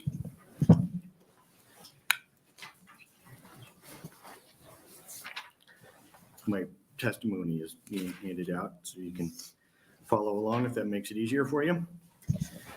So Chairman Bostelman and members of the Natural Resources Committee, my name is Tom Riley, T-O-M-R-I-L-E-Y. I'm the Director of the Department of Natural Resources, and I'm here appearing in opposition of LB 396. LB 396 appears to seek the creation of an additional exception to our common law's usual relationship of groundwater to the overlying land. Usually any rights for beneficial use of the state's groundwater are dependent upon ownership of that overlying land. The department is concerned about possible unintended consequences with such a deviation. LB 396 modifications would require the natural resources districts to, quote, sell the overlying surface interest after an augmentation project has been developed, end quote. This exception runs counter to our common law's usual relationship of groundwater to the overlying land ownership, which is foundational to protecting future access to our groundwater resources for all Nebraskans. These concepts have been proposed in prior legislatures, and the department has consistently expressed concern about this change in the law and how it may impact the state's strategies and abilities for compliance with the Republican River Compact and potentially create other unintended consequences. Nebraska's water laws are complex, they're interrelated, and they beg for stability and legislative caution. Any modification to the state's water law structure may create a potential impact that isn't readily available or apparent to us in this moment. In this case, such changes to fundamental provisions of our water laws may affect our future compact obligations and the protections of our groundwater users that they currently enjoy. With that, I'd be happy to answer questions. Senator Jacobson. Thank you, Chairman Bostelman, and Director Riley. Thank you for being here, and I appreciate your testimony. I guess I just have a couple of questions primarily. First, I know Senator Erdman's reached out to the Attorney General for an opinion with regard to whether or not this can be done. In the event that the Attorney General's opinion would be that this can be done, would that satisfy your concerns? So certainly that could go a long way to doing so. One of the things that we have to balance with the compact is the other states and the obligation. I've already had a discussion, a call from Kansas about this as they monitor our activities and looking for assurance that we'll still meet our compliance. And I think I heard Senator Erdman talk about the water's just pumped and when these projects are used and it goes to streams, and that's true. It's just water. It just goes to meet the depletions that have been created by the uses before, and as part of our compact obligation. I think I heard Senator Hughes talk about the 200 to 300,000 acres that we might have had to take out of production, and those are real numbers. That's where we started. Certainly, we'd have to look at taking 100,000 acres of irrigated land out of production if we didn't have access to this type of system and program. The in-corp system, they haven't used it in a while, which is good. They haven't had to pump that groundwater. As we know, last year was a pretty dry year. The way our compact accounting works, it kind of has a lag effect. So this coming year, I'm assuming the districts are going to need to access that water and have full access to it to put back into the stream. So those concerns of being certain that they still have access to the water and we can meet our compliance are really important. And maybe one other. But to that point, why does it matter to Kansas? As long as we're delivering the water to them, why is it any of their business who owns the land? Well, I think their interest is how and can we remain in compliance. But so as long as we do, what's the problem? If the water can be delivered through whatever mechanism and there's no restrictions from that, then that's what we need to do. The districts need to have access to that tool, to that insurance policy, so that we don't have to shut down other acres. And I think that therein lies my concern. I guess if there would be an Attorney General opinion that says we can do this, that this bill would hold up, and Incorp could continue to operate just as they are today and could sell the surface land, and that land could go back on the tax rolls, and they no longer be paying in lieu of taxes. They'd no longer be paying for people to try to manage the property and getting outside of their normal scope of work. I guess I'm failing to see how Kansas why that would be any of Kansas's business if that happened. I mean, would you agree with that? So in the kind of the but-for where you described, if that change was made, then I'm sure I could talk with them, and the assurance that we have the tools that we can meet compliance are important. Maybe one other thing to add, it's just not the Republican River that uses that particular project. It is the Platte River as well. Twin Platte Natural Resource District also accesses Incor and pumps about 4,000 acre feet to meet our Platte River program obligations that are due to that district's pumping. Well, again, let me be perfectly clear. I am in full support of what Incorp's doing. I'm in full support of the formation. I'm in full support of the augmentation project. And I think it's worked well. The only thing that doesn't seem to be working right is the mischief that's occurring on the management of the land itself, and the fact that I think it's a distraction and that it's coming off the tax rolls. It could be back on the tax rolls. And I would agree also that unless there's an attorney general opinion that says this can be done, I would be reluctant to separate it as well. But I am seeing a number of cases, and maybe you can help me with this, but for example, I know in Buffalo County, I think it's at Central Platte, NRD, where we're constantly selling irrigated acres, okay? So like, for example, if the city of Kearney would expand, there'll be auctions to sell off the water rights, which I think in that case, correct me if I'm wrong, is that's basically NRD allocations, if I'm not mistaken, or in that particular watershed. But how does that work and how is that different? Well, I think what you're talking about is sometimes in districts, and especially in areas where we're over appropriated in these basins, Republican River and certainly the Platte River over appropriated basins, we use too much water to meet our obligations. So I think the instances you're talking about, sometimes that water will be purchased, or the land, the ability to irrigate will be taken off in the form of an easement, so it can't be irrigated. So that's the water savings, that you're not using that any longer. So kind of the opposite of pumping it to replace your depletions, you're removing the land that might have had an irrigated system on it that caused a depletion. You're taking that depletion away. Right. Okay. And one last question for you, I guess. So did you hear from Kansas at all when the land, there was land that was sold? Did you hear anything from Kansas when that land was sold? That was owned by Incorp?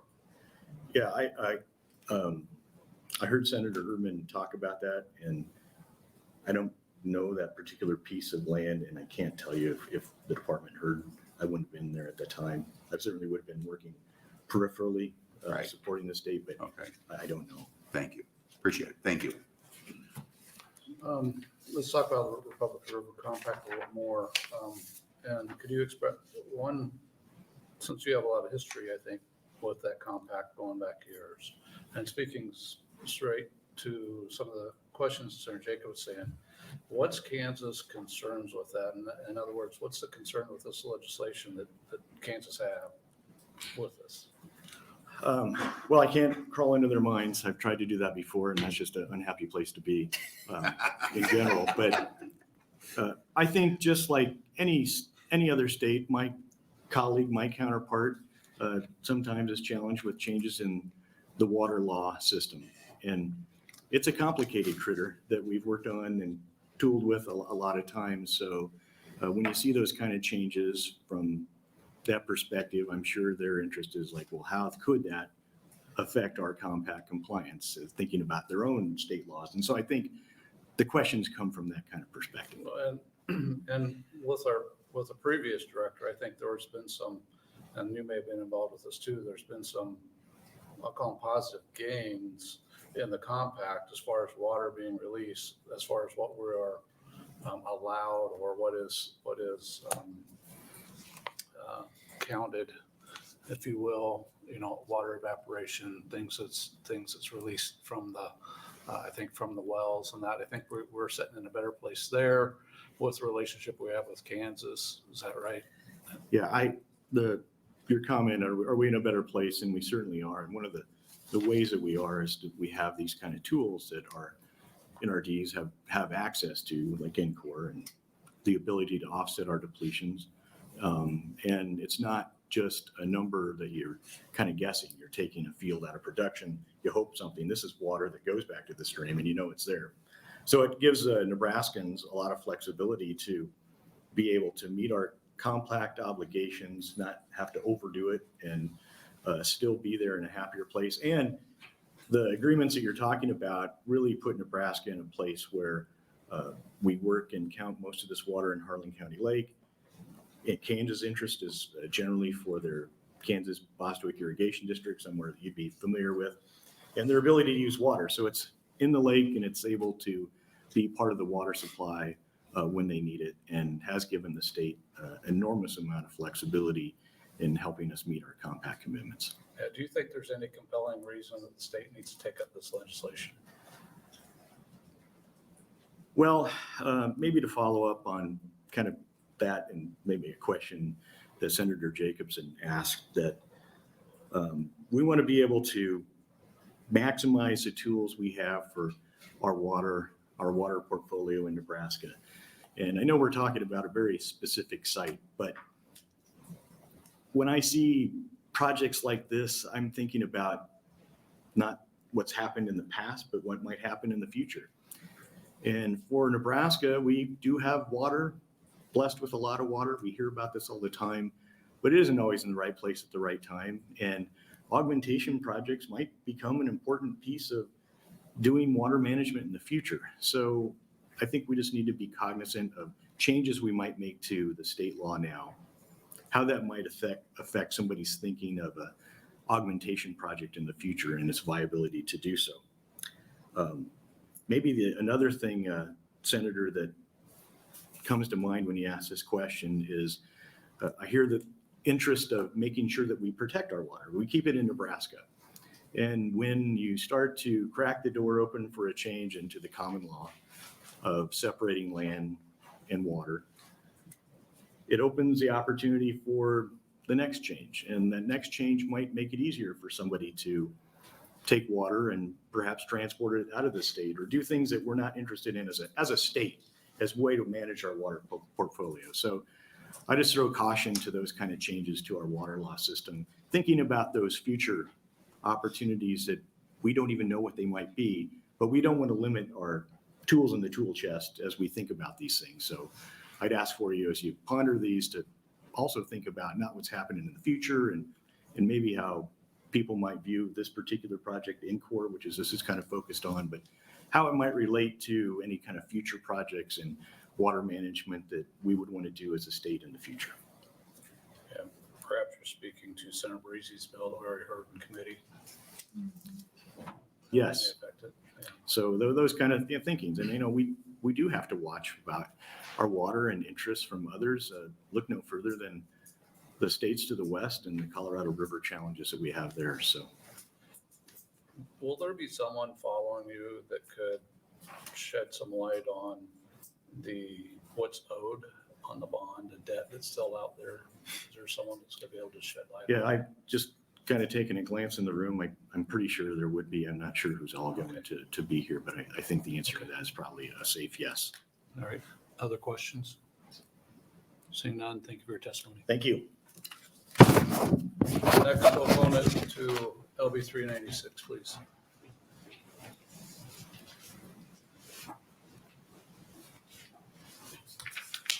Good afternoon, welcome. Chairman Boswell, members of the Natural Resource Committee, my name is Don Beatty, D-O-N-B-A-T-I-E. I am a farmer from Dawson County that irrigates using both surface and groundwater. I've been involved in the water discussions in Nebraska for over 30 years, and I'm currently serving as chairman of the Nebraska Natural Resource Commission. Today, I'm testifying on behalf of Nebraska Farm Bureau, Nebraska Cattlemen, Nebraska Corn Growers Association, and Nebraska Soybean Association. We oppose LB 396 for several reasons. We support the common law principles linking land ownership directly to the ability to access underlying groundwater.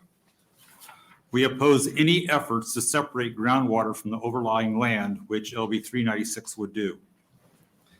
We believe passage of 396 would be a dangerous precedent.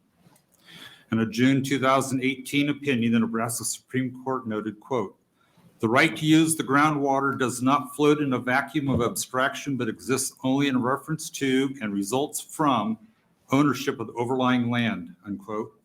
Also, quote, "It is clear that the right to use groundwater is an attribute of owning fee simple title to land overlying a source of groundwater and is inseparable from the land to which it applies," end quote. Moreover, the language in LB 396 states that the natural resource districts shall sell the overlying ground. Many of these types of projects have multiple purposes, and forcing the NRDs to sell the overlying ground would negate many options they might have. This language is overly broad, including all NRD augmentation projects. While this looks like it's aimed at the in-court project in Lincoln County, it would affect many stream augmentation projects operated by many NRDs across central and western Nebraska. These augmentation projects are essential to keeping Nebraska in compliance with interstate compacts, decrees, and agreements. Over the last 30-plus years of water discussions, Nebraskans have always held to the principle that the beneficial use of groundwater must be tied to ownership of the overlying land. For these reasons, we'd like the Natural Resource Committee to not advance LB 396 and not cause undue confusion or questions with the Nebraska water law. Wayne, to answer questions. Thank you. Are there any questions?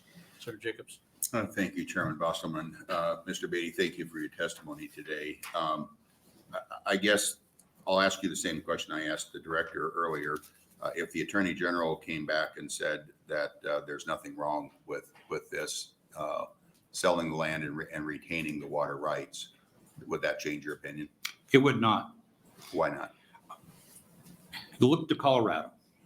It doesn't take, you live closer to Colorado than I do, Senator. Many areas of the Colorado farmland are no longer farming because the city of Denver's bottom up. And I think this precedent would be a very, very dangerous and detrimental to the state of Nebraska long-term. And even if the Attorney General would say it's permissible, I think we ought to stay away from it. And so to be clear, so you're saying that you're concerned that the water rights, the water under the ground would be sold to third parties and render the land Correct. Dry land. That's what Correct. your concern would be. I am very concerned about keeping the water with the land. And that's, Nebraska's a common law. Some states have adjudication. Colorado's one of them. Nebraska's common law where the water and land are tied together. And the Supreme Court has ruled over and over and over again that that is the case in Nebraska. And then there's some other opinions out there that would be to the contrary, and in terms of surface water, separating surface water from groundwater and saying that the surface water is tied, but the groundwater may not be. And so I just throw that out there. And I think that's one of the things that the surface water, there are surface water appropriations that are tied to the land.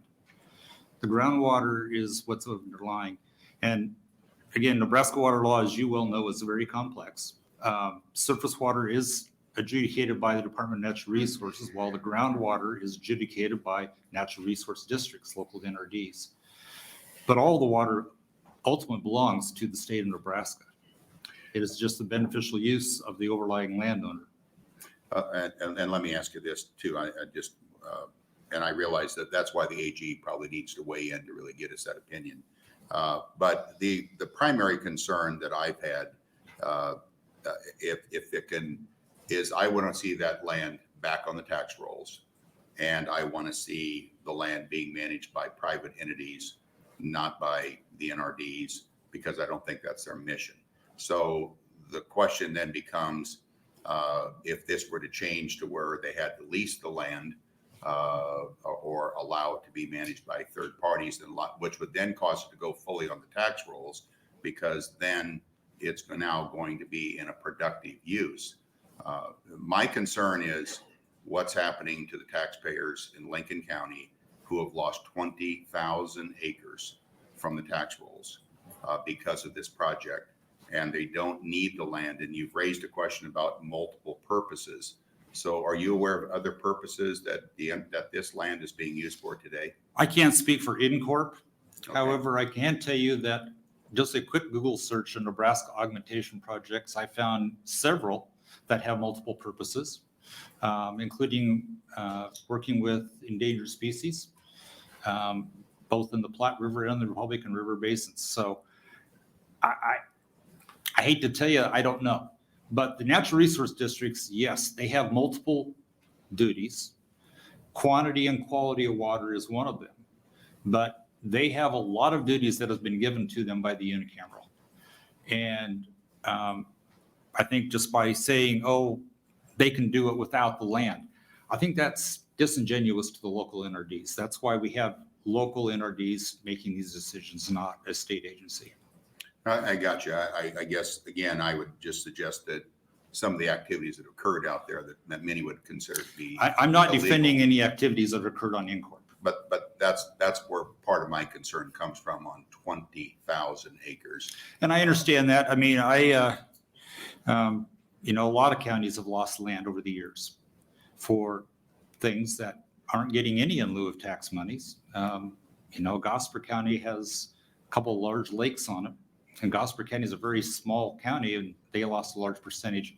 They don't get any in lieu of tax money either, where there is at least some tax in lieu of tax payments going. Whether it's sufficient, I'm not going to say. But there Although is some in the case of a payments. lake, it has some recreational opportunities, would you not? Maybe, maybe not. Some lakes do, some lakes don't. Some lakes are strictly used for irrigation, not for recreation. Gotcha, but they would still be there potentially for use. No, thank you. Other questions? Seeing none, thank you for your Thank you. testimony. Next opponent, please.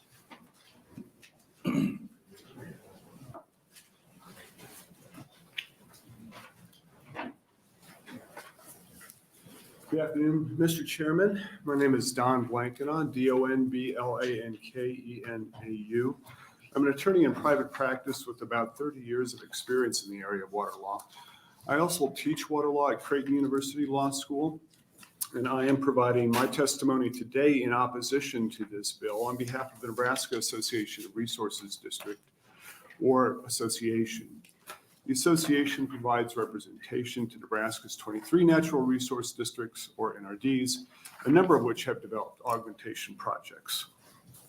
For the newer members of the committee, I think a little historical perspective regarding this bill may be helpful.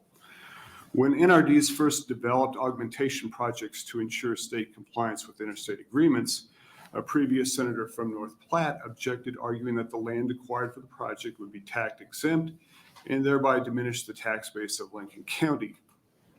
The NRDs responded by drafting the legislation to correct that. A bill carried by Senator Hughes, which allowed for the in lieu of property tax payments, was adopted and passed. And the legislation allowed NCORP to continue to make those in lieu of property tax payments to Lincoln County. But resolving that key issue did not stop future attempts to undermine the stability of these projects. 396 is now the fifth iteration of the same legislation that attempts to sever the legal connection between land ownership and the volume of water allowed to be used for augmentation. If passed, this bill will inject significant legal instability to the continued operation of the augmentation projects and Nebraska's ability to comply with interstate agreements. Now, it's worth noting that in Upper Republican NRD versus Dundee County Board of Equalization, and this is 912 Northwest 2nd, 796, and this is what Don Beatty quoted, the Nebraska Supreme Court said, and I will quote it again, it is, quote, clear that the right to use groundwater is an attribute of owning fee simple title to land overlying a source of groundwater and is inseparable from the land to which it applies, end of quote. So while Senator Erdman may believe that land and water can be separated, the Nebraska Supreme Court clearly disagrees with him. Some of the legal questions created by this bill include, how is the volume of water that can be used to be determined? The legislation requires land to be purchased and sold, but how much time must pass before it's sold? Must a project sponsored buy a proportional amount of land relative to the water expected to be used? How much land must be retained around each well? By what legal mechanism is the restriction to use groundwater on the sold lands to be recorded? Who will enforce the restriction? And most importantly, is the state willing to deal with non-compliance of its interstate agreements if augmentation projects are prevented from future operations as a result of this bill? None of those questions are answered by this bill, and they are all important. Ultimately, this bill does not address any issue of statewide concern. You heard Director Riley, and you will hear from other additional water managers. None of them are calling for this change. To the contrary, this bill simply creates instability to established processes for the development and continued operation of water augmentation projects, and actually increases risks to Nebraska taxpayers. Accordingly, the association asked the committee to keep the lid on this Pandora's box tightly closed and requests that it be indefinitely postponed. Thank you. My question would be, how does it increase the risk to Nebraska taxpayers? Well, number one, if the Legislation as written doesn't answer all of those questions that I just set forth. It could be that N-Corp could be forced to cease operations. Certainly, there's been no shortage of litigation to do that in the past. We've weathered all of those storms. If that operation is closed down, then Nebraska will not be able to comply with its interstate agreements, and the state as a whole will be on the hook.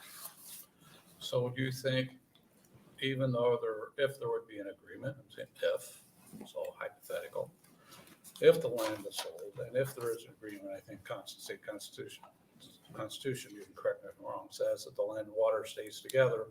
And even though you may say that you have the rights to it, the owner of the property still has rights to that water. So then if they shut that off, or is that the point of a lawsuit, then not only by Nebraska with now the landowner, but also with the NRD potentially for rights to that water? Yeah, I think if I understand your question correctly, Senator, the risk element would be somebody who would want to access the water from lands sold would then sue to have that right, which would prevent N-Corp perhaps from continued operations. And that would result then in Nebraska's noncompliance, which would start the domino effect of other states then suing Nebraska for that noncompliance. Okay. The other question I have, I think we just may have answered that one in your statement. Comment says if passed, LB 396 will inject significant legal instability to the continued operation of augmentation projects and Nebraska's ability to comply with interstate agreements. So you want to expand about, I'd like to hear a little bit more about that. Well, for instance, in the Republican River case, that's the easiest one. So if this project were unable to continue to pump, Nebraska would conceivably exceed its allocation. Kansas would then sue Nebraska for damages and probably some punitive damages as well. You may recall from the last round of litigation, Nebraska got hit with an additional penalty over and above damages for failure to address these concerns soon enough.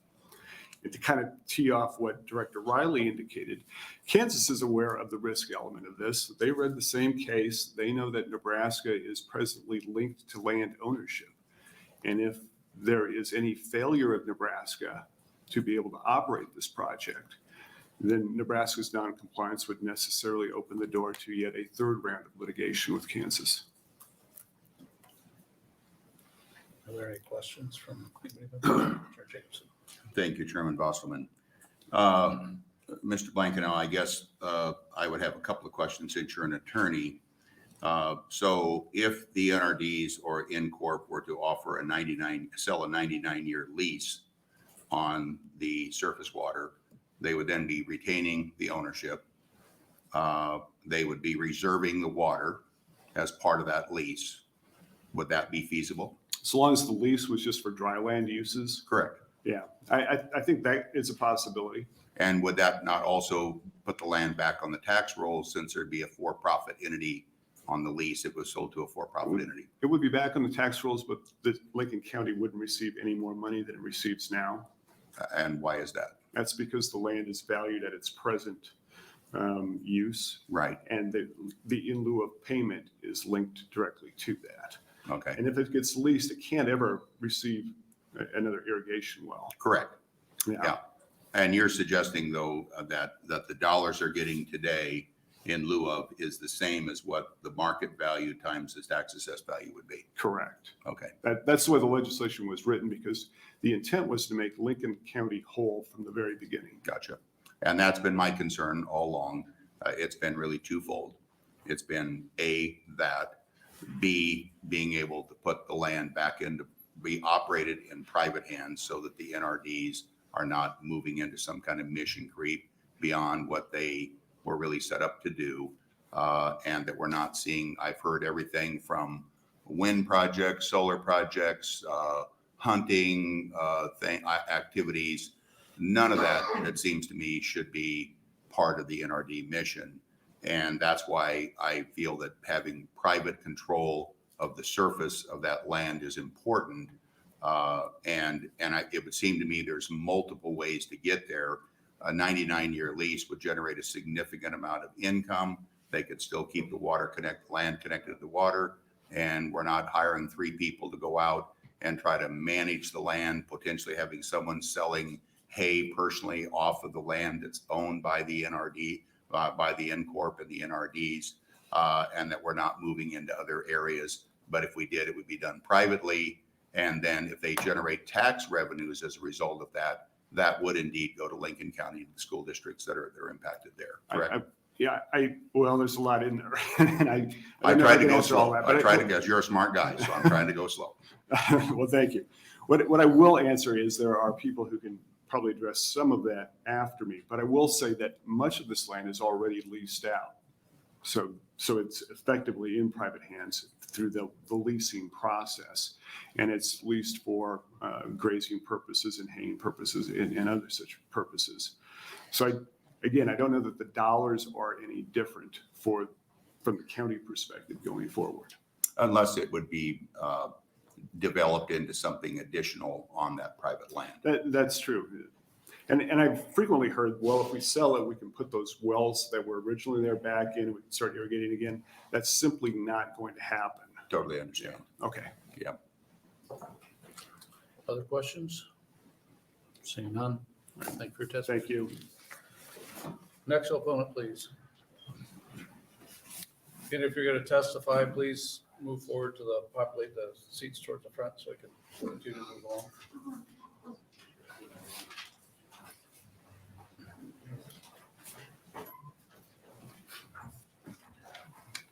Afternoon, welcome. Steve Fackett, S-T-E-V-F-A-C-K-A, S-T-E-E-F-A-C-K. Could you speak up just a little bit, please? Okay, is that better? There you go. Yep. Okay, good to hear everything for and I appreciate you listening to me. I live 2 miles from Incorp, the west end of it, and I have the opportunity to lease grass. I run a cow-calf operation plus a yearling operation on there, and also a farm. And there's not many places we get to go lease that opportunity of land and on a bid deal. And then they've turned it into a long-term deal now, as long as we take care of things and we go, I guess, not follow their to the T, but we correspond with the managers there, how we graze it. And they get a pretty good chunk of money per acre out of it. Normal land is about $25 an acre. You figure on like a $65 a month cow-calf pair, and they're getting about 33 because we graze a bunch of yearlings ahead of the cattle to take care of the invasive grasses like cheatgrass, brumgrass, and all that. And they're very good neighbors to me, and I guess that's short and quick. That's all I really got to say. I mean, I appreciate the opportunity, and if it's sold, I think one outfit would buy the whole thing. Okay, thank you for your testimony. Do you know how much of that percentage of that land, the 19,000 acres is leased now? Do you have an idea? I'm going to say probably about 97% of it. Okay. Be my guess. So, and most of that, is it dry land crops or is it all pasture hay? It's all pasture. Okay. And then we was talking, there's somebody about dry land. We're in the sand hills. It can't be farmed without irrigation. I mean, it blew away. And since most of that ground is leased, is that why public doesn't have access to it, or do you know? There's public hunting, and the only time I know the gates are locked up is during deer season to keep all the people off. But the rest of the time, the gates are open. Okay. Any other questions? Senator Jacobson. Thank you, Chairman Rossman. Thank you for being here. I guess that's news to me that 80% of that land, of that 20,000 acres, is being leased out. If that's the case, I'm glad to hear that.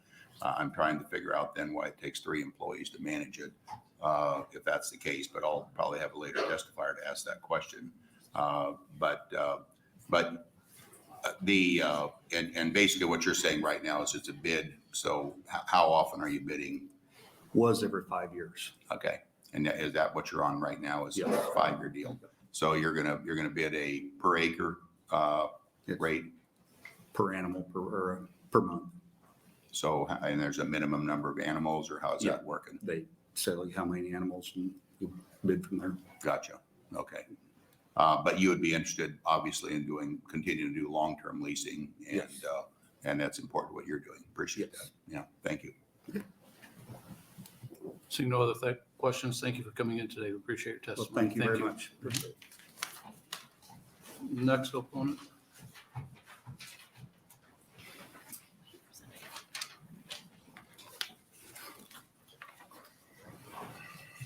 Good afternoon. Good afternoon, Senator Bosselman and committee. My name is Jeremy Martin, Jeremy Martin. Just like my neighbor, Mr. Faka, that went previously, I'm a rancher in Southwest Lincoln County. We live about 2 miles from the Encore property that's south of Highway 23. That's often referred to as the Caisson unit.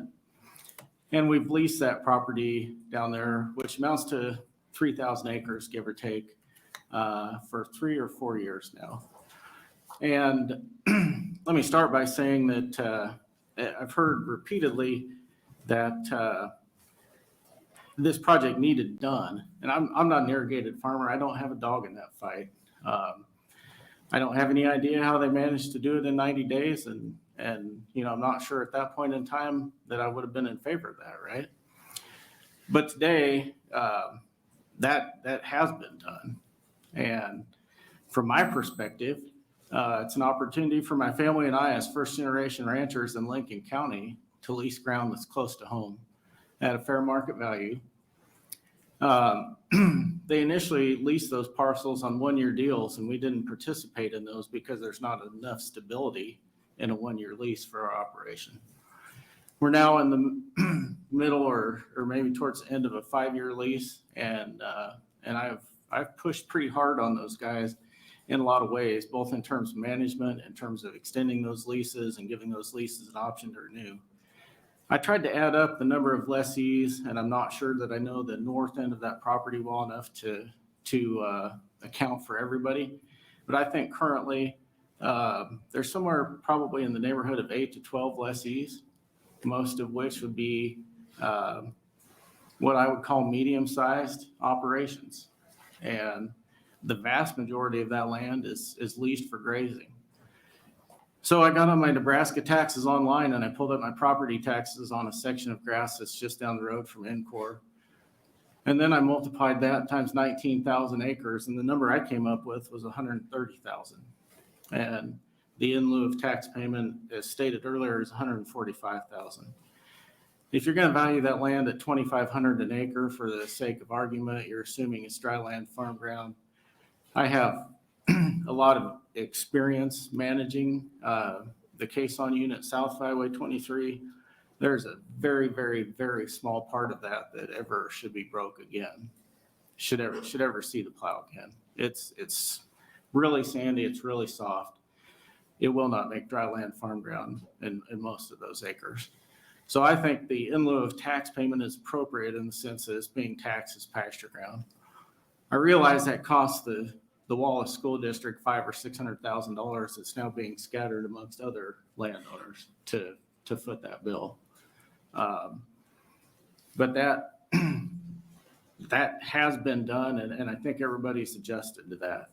But I can tell you from my perspective that I appreciate the interaction I have with the grazing management team at Encore, and that they're also very receptive to our ideas and what works best for our operation and what we'd like to try on those acres.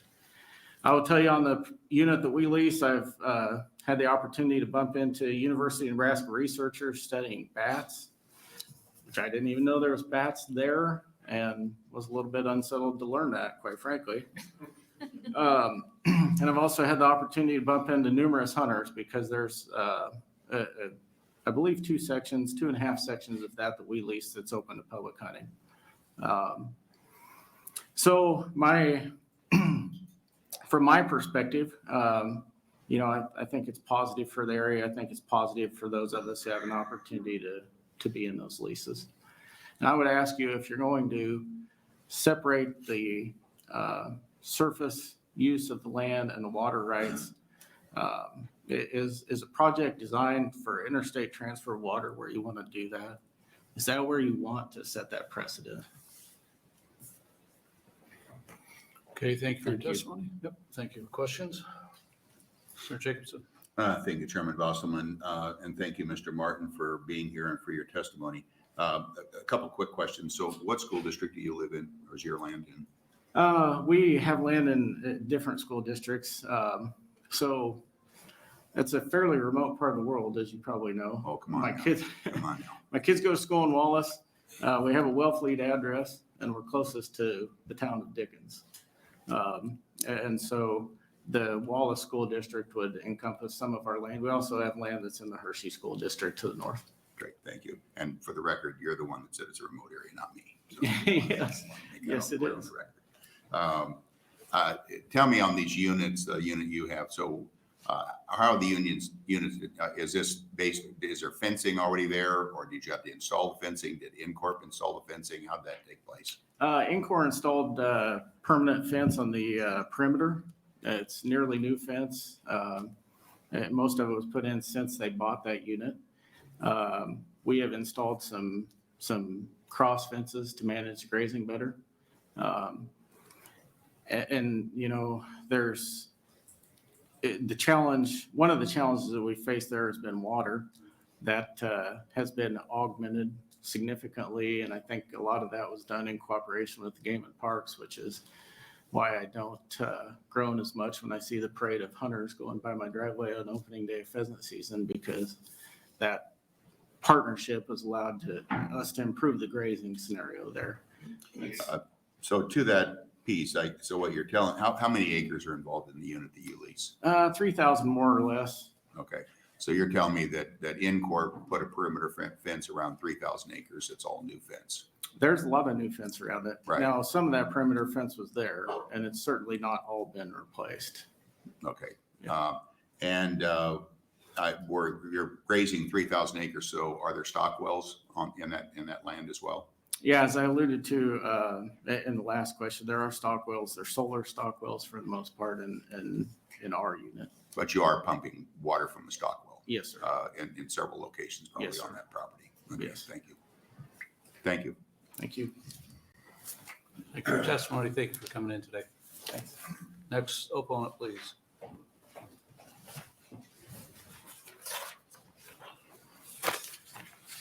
Good afternoon. Al Davis, the registered lobbyist for the 3,000 members of the Nebraska chapter of Sierra Club. You heard every night, every day. ALDAVIS. I'm also here today representing the Independent Cattlemen of Nebraska and the Nebraska Farmers Union. John couldn't be here this afternoon, so he asked me to speak up for him in opposition to LB 396. One of the advantages to coming late and testifying late is you get what everyone has already said you were going to say. So some of this I don't need to say. But I think the thing that we're most concerned about is that the sale of the surface rights basically sever the connection that all Nebraskans understand exists in statute today, that the water can be used by the landowner, but is not owned by the landowner.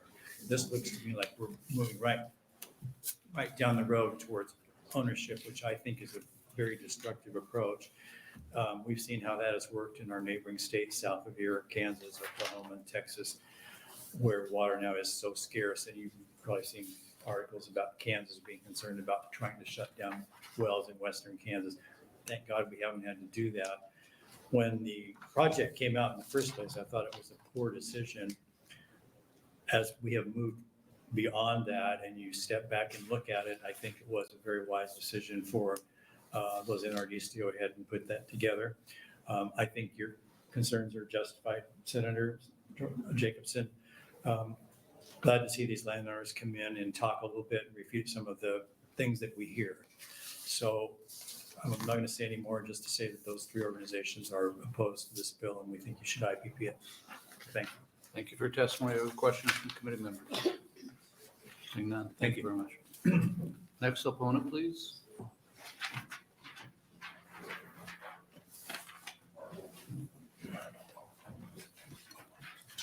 Good afternoon. Welcome. Senator Wasserman, members of the committee, thank you for taking the time to listen to our testimony today. My name is Jeff Wallin, Jeffwallin. I'm a farmer and an irrigator in southwest Nebraska. My farming operation is located near Imperial, Nebraska, which is in Chase County. Most of the land that I farm is serviced by one or more of the NRDs that own the two augmentation projects that we've been discussing all afternoon. So approximately 10 years ago, we were faced with a problem where Kansas had us over a barrel, so to speak, and the NRDs out there were faced with solving the problem of coming into compliance with a 3-state compact with Kansas, and Colorado, and Nebraska. So these augmentation projects were put in place, and in the years following that up till today, those projects have been used multiple times, and we've been in compliance with that compact because of those projects. During that time, farmers, landowners, irrigators like me have paid an occupation tax. And that tax is what has funded those augmentation projects. So when I look at the leaders of this state, the state of Nebraska, and I see people here that had a problem 10 years ago or a little over, and now we don't have that problem because we have these augmentation projects in place and we are in compliance with that compact. And if I'm a smart leader, which I assume most of you are by looking around the room, and I'm looking at projects that are successful and aren't costing the state, I'm wondering, why am I questioning what's going on? Would I not want these projects to continue to serve the irrigators, the landowners, and the people of the state of Nebraska? Seems to me like a no-brainer. Why would you want to open up a can of worms, put any obstacles in the way of these projects being successful? And I think that's what LB 396 is doing. It's trying to put an obstacle in so that these projects can't be successful. So I think you should take a good, strong look at that before you go any further with 396. Many people before me have discussed the problems with 396 that could arise, that could be detrimental to these augmentation projects. And I think we need to really think hard and long about those problems and that could arise if we were to push on 396. So in summary, I'm opposed. I think it's a bad idea. It's bad for the augmentation projects. It's bad for irrigators. It's bad for the state of Nebraska being able to stay in compliance. And it's just bad for all Nebraskans. So the best thing that could happen is if this thing died right here, right now. Thank you. Thank you for your testimony. Are there questions from committee members? Senator Jacobson. Thank you, Chairman Bostelman. Thank you, Mr. Wallen, for being here. Now, you said you live down by Imperial, That's correct. I actually live in Imperial, farming operation right around there. and you're in the Imperial School District. Yes, sir. So if there were 20,000 acres that came up for sale in your area, and we decided to put the augmentation project down there, take 20,000 acres out of production, put it into grass instead of irrigated corn ground, would that be a concern of yours at all? It would be a concern, but I would weigh the benefits versus the cost. And the benefit of keeping all of our irrigated acres irrigating would by far outweigh the cost. Except for the 20,000 that came out of production. Right, but I'm saying we have many more acres than that would be able to stay in full irrigated production because we did that. Because the reason I raised the question is obviously when you if you're living in the Wallace School District, there are a number of producers there who do have concerns about the fact that they're making a significant sacrifice by having that augmentation project in their school district. And all of the other school districts to the south and all of the landowners to the south get to pay $10 an acre to keep irrigating, where admittedly they all maybe would have had to have reduced their water, if not shut off altogether. So there's no question, as I've said many times, this was a great project. The problem really came back to who paid the sacrifice, because even at the current in lieu of taxes, that's still a fraction of what that irrigated land would have been at irrigated values. But it was Lincoln County and those school districts, Hershey, Wallace, and that area, that lost the tax base and are paying the bigger price along with the loss of commerce. And so that's where the concerns have been. And I think the purpose of this bill has been trying to figure out how we can at least try to restore the ability to have development there and keep the tax base in place without this in lieu of. And I would think as a producer, you're paying that, your occupation taxes are paying that in lieu of tax. Because, and also I would suggest that you're also paying for the salaries of people that are managing it. All of that could go away if this were back on the tax rolls directly, either through a lease to third parties or a sale altogether. So I appreciate your testimony. I appreciate the comments. I thank you for answering my question. So no other questions. Thank you for coming in today. Appreciate it. Thank you for your time. Next opponent, please.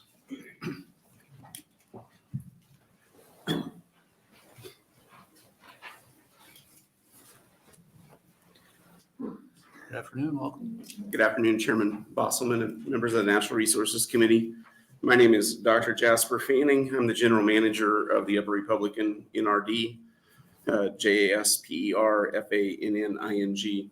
Just want to cover 3 or 4 main points that maybe have been misspoken at times and somewhat straightened out at others. First off, what we pay for in lieu of taxes is the amount that the county assessor says that the taxes would have been had it been in private hands. In other words, they could go through the same valuation and calculation as if the land was owned by a private entity. They pass that along to us as the maximum amount that we can pay in lieu of taxes, and that is what we have historically paid. To date, we've made about $2.34 million of tax payments or in lieu of tax payments to Lincoln County. And for Rock Creek, we've made a little over $500,000. Rock Creek's a project that we developed, just our district in Dundee County prior to Incor being developed. The notion that it happened quickly because it needed to. And part of the reason that it happened very quickly is because we had already done a study across the basin identifying sites with engineering folks and developed a report. And this wasn't one of the sites that we looked at, but it was near and similar to other sites that we had looked at. And so just because of its location relative to one of the streams in one of the streams that's in the compacted county in the Republican Basin, we knew that it was a good fit. And so we moved quickly. And fortunately we did, because we had to operate the project within about the first 12 to 14 months of acquiring the land to keep Nebraska in compliance. You know, there's been a lot of talk about how much money we would save if we didn't have to own the land, that we don't need employees. Yeah, we have remote SCADA systems to see if the wells are operating, but you still have to send somebody out there to check on the physical and mechanical things within the well field. All of the valves that are there servicing items within the well field and the infrastructure that delivers water, and the pressure sustaining valves that determine whether water goes to the Republican or to the Platte, all of those things. I would point out Colorado developed an augmentation project before we did in Nebraska. And that project's pretty small. It's got a capacity of about 13,000 acre feet right now, and the potential to develop it to about 25,000 acre feet. To put that in perspective, Encore has a capacity of about 60,000 acre feet, maximum annual ability to deliver. Our Rock Creek project has about a 20,000 acre foot capacity. So it's a little smaller than Rock Creek right now, but it can be basically just a little bit bigger than Rock Creek once they fully develop it. Their operational costs in 2019 were about $1.1 million, and they don't own the land. Our operational costs in 2019 for Encore, a project of about 4 times the size of the one in Colorado, about $1.1 million. So, you know, there's probably some things within those annual operating expenses that you might want to look at a little bit closer to get a true apples to apples comparison. But my point is the ownership of the land is not what drives our operating costs. Right now, we have about 100% of the land leased out. It's very, you know, I think everything's leased out for grazing.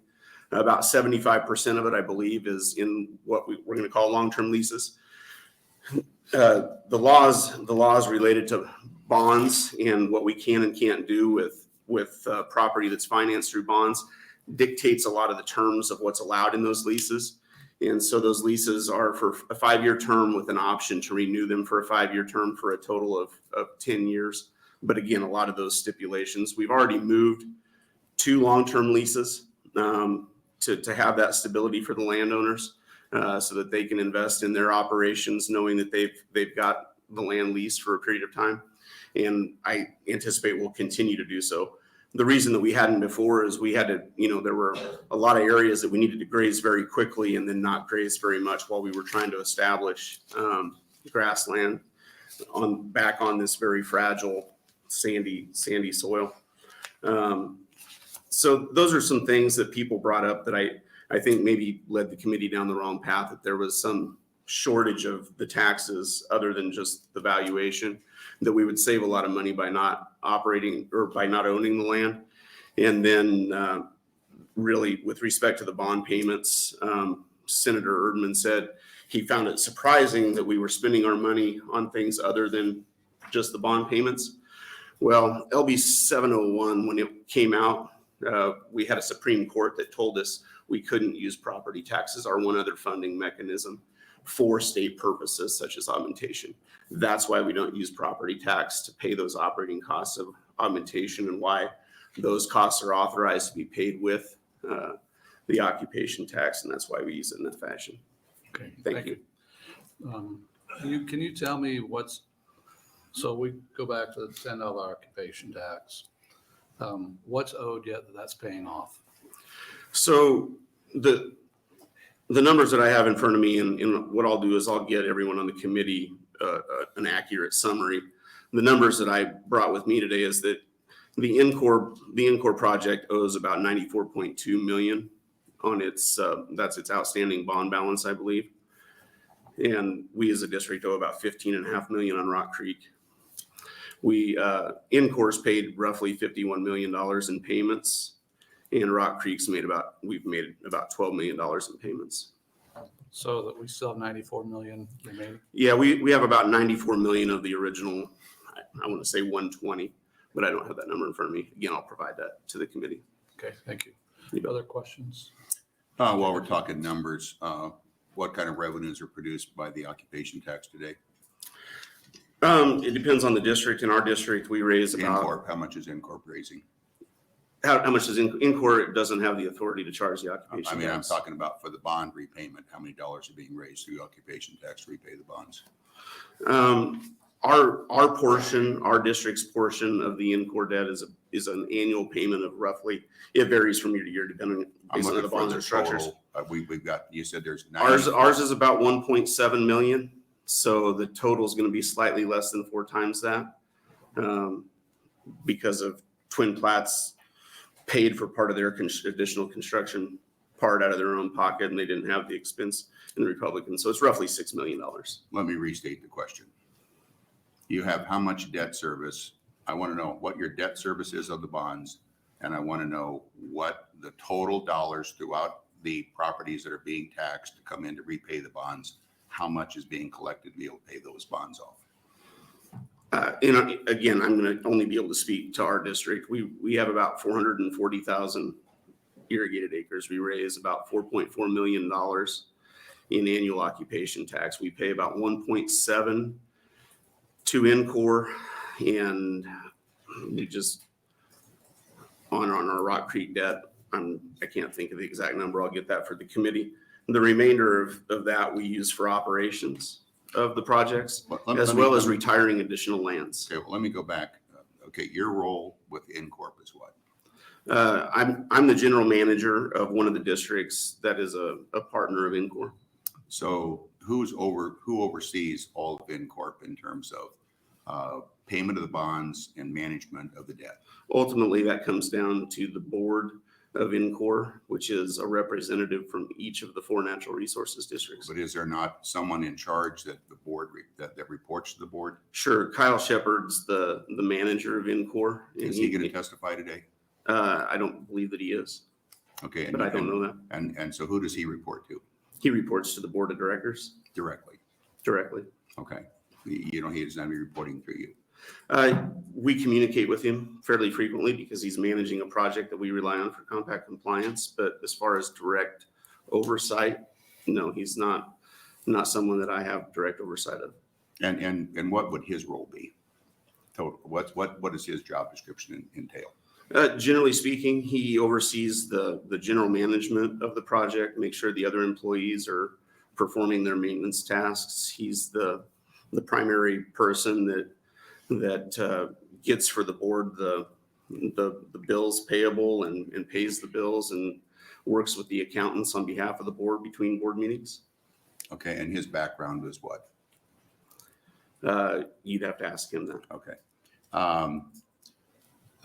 There was discussion earlier about this hay situation. Can you fill me in on that? So in core during the development of trying to get land back to native grasslands, we had some areas that we leased for haying. And this is poor quality hay. It's mostly to remove that organic matter off the top to give the grass that we've seeded a chance to get some sunlight and grow. Some people, we got contracts. Some people came in and hayed that and removed it, and they got a share of the hay for that. We had areas that they didn't want to do that on the quality of stuff out there. We were basically paying somebody. We ended up paying a contractor to come in, hay it, and bale it and stockpile hay. And this is, to call it hay is a stretch. It's weeds. It has nutritional value. You can grind it and feed it with distillers. So the hay issue that was brought up, I think one side of that story was told. Someone reported it to the Lincoln County Sheriff. He came to a board meeting. He discussed it with us. He discussed it with the board in executive session. The board was aware that Kyle was selling hay. The part about it being advertised on social media as for sale was just to get it out there. The contact that I'm aware of that Kyle had with this individual that involved any financial part of the transaction, the billing and et cetera, was done through Encore, those transactions had been put into our financial system. So the facts of the matter are there weren't any charges filed because after the sheriff did an investigation, didn't feel like there was anything to pursue. The board didn't take any action because they were aware and had authorized Kyle to sell the hay. And there was no evidence that he had done anything improper monetarily. So to that point, did Mr. Shepard, his wife, or any relative receive any of the proceeds from the sale of that hay personally? Not that I'm aware of. Are you certain of that? I am certain of that. Okay. But I am not aware of that. All right. Yes. You're certain you're not aware of that? I'm certain I'm not aware. Is it possible that he did? I don't believe that it's likely. If Sheriff Kramer were here testifying, what would he tell us? I believe he would tell you that he had no evidence that he did receive anything from that. Okay. I do have a couple other questions then. I guess you said it's 75% leased. What about the other 25%? What's being used? So the other 25% are some tracks that are not yet fully reestablished and require a little bit more intensive management, some flash grazing, and aren't ready to be grazed as you would an established pasture.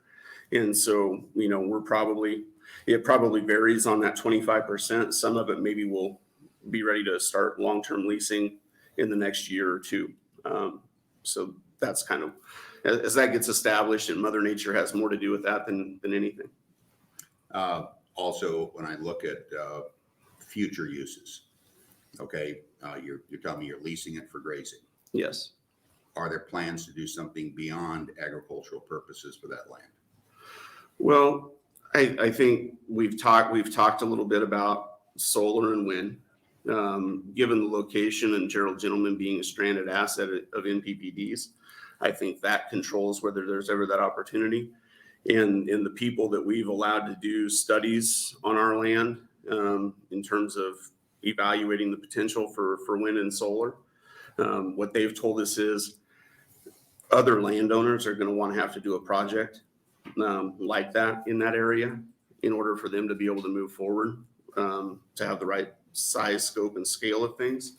So I don't know really we've said we're willing to explore it, but with what we've done and what we've been told, we're not the ones that make the final decision on that. Lincoln County and surrounding landowners are going to really have the final say in that. So my key question here is, okay, you're managing the grazing today by leasing this land out. You're managing the augmentation project. Sure. Okay, got that.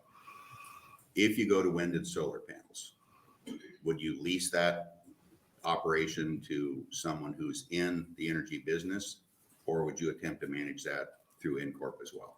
I think that's a question for the board of directors that I can't answer today. I mean, I raise that question because I'm just trying to determine just how far outside the scope of water quality and quantity are the NRDs and InCorp willing to do? Well, I think you need to look, you've named what are the two most common things that people think about with NRDs, but we have some other things that fall under our umbrella as well. And, some of the other things that we've worked with Game and Parks on the public hunting and open access for hunting, as well as other species management things and activities that they've conducted out there. We've also opened up areas that are, when I say opened up, we allow them to ride their horse across part of the property for public access, things that they can't do maybe in downtown North Platte or don't have access to. So there's some other access things there. But the wildlife management piece of it is, that's under our umbrella. It's not one of the things that we spend a lot of time on. It's probably one of the things that we underserve, even though they're small towns. The people in our small towns probably a little bit underserved. Things have changed a lot with private ownership being leased out for hunting. People have a lot less places to go on private land to hunt today than they did when I was a kid. So we've done some things because we own the land that are under our umbrella. Now, they're not the reason that we have continued to own the land or any of that. It's just an ancillary thing that we're able to provide for our constituents that we wouldn't be able to without the land. And I appreciate that. Thank you for the answer. You bet. I have nothing else. See no other questions. Thank you for coming in and testifying. Thank you. Any other opponent? Anyone else like to testify in opposition to LB 396? Seeing none, anyone like to testify in neutral capacity? Anyone like to testify in the neutral capacity on LB 396? Seeing none, Senator Erdman, you're welcome to close. We did have 4 opponent letters filed. With that, Senator Erdman, you're welcome to close. Thank you, Senator Bossman. That was amazing. So I listened closely, and the last gentleman testified that they pay about $6.4 million a year towards the indebtedness. I'm not a actuarial like Rob Clements, but just back of the envelope figuring, so it's been 10 years. So 10 times 6 is 60 million. Take out $1 million a year for operations. I think they said their operations about $1 million a year. That's 50 million. And they've paid the debt down from 120 to 94. I don't know how your math works, your modern math, but if you subtract 50 from 120, it should be around 70. And when we had a hearing this summer, last summer. Manager Shepard said it should be paid off in 33 or 35. At the rate they're going, they'll still have 50 million in debt in 33 or 35. Doesn't take a rocket science to figure that out. Something's happening with the money. I don't know where it goes. Maybe they can provide that information. So we had NRD people, we had lawyers who are paid to come here, but the poor people who are paying the taxes, they didn't come here. They're home working, trying to pay their taxes. So that Supreme Court ruling also went on to say, the attorney had stated about the Supreme Court, it said, the legislature has the power to determine public policy with regard to groundwater, and it may be transferred from the overlying land only with the consent and to the extent prescribed by the public through its elected representatives. So if what they're saying, separating the land and the water, is against the Constitution or it's illegal or it can't be done, explain to me. Explain to me about that purchase contract. How did that work? Explain to me about the deed that says they have separated the water from the land on the land that they did sell. Explain that. They all testified that that's illegal, it's against the law, it's against the Constitution. The Supreme Court ruled against doing that, but they've already done that. They must have got the misconception. I never said that I was trying to eliminate the augmentation program of InCorp. I never said that. I was in support of that. I said it was a good idea. They should have done that. They did. They did the right thing. So I don't know how someone comes up here and says we're trying to stop them doing what they're doing, which will prevent them from pumping water on their property. That's not what I said. I really appreciate the fact that Farm Bureau was testifying against it because I thought maybe I got one by them that they didn't see. What they generally do is they look at see who introduced it, no matter what it is. If it says Erdman, they come in and testify against. So I appreciate them coming in and keeping their records intact. But the point is this. Here's the point. Either those people that bought that land from InCorp, that person that bought that land in Bridgeport, violated the Constitution. Something needs to be done about that. Well, they didn't. They can sell the land and retain the water rights, or they can't. So when the Attorney General gives his opinion, we'll understand further and better how we go forward. But it's amazing that we have that many people spend that much time and come here and tell us what we should do and how we have to do it, when in fact they've already proved that we can do what we said we should do, and they say we can't. Where were they when they did that? I'm sure they weren't there to testify against that. And Kansas is not concerned about how we do the augmentation. They're just worried that we do it. And don't let them come in here and tell you they're all scared about what we're going to do here. As long as we pump the water we're supposed to pump and we do what we said we're going to do, that's all they care about. So what they perceive to be true is true to them. And there's nothing I can say or anyone else can say to change their mind. Simple as it is. Thank you for your time. Questions from committee members? Sir Cavanaugh. Thank you, Chairman Bosman. Thank you, Senator Erdman. The numbers you ran off for the amount of debt service, I assume there's interest on this loan. Am I wrong about that? No. Did that math contemplate the interest on the loan then for the amount being paid down? 50 million.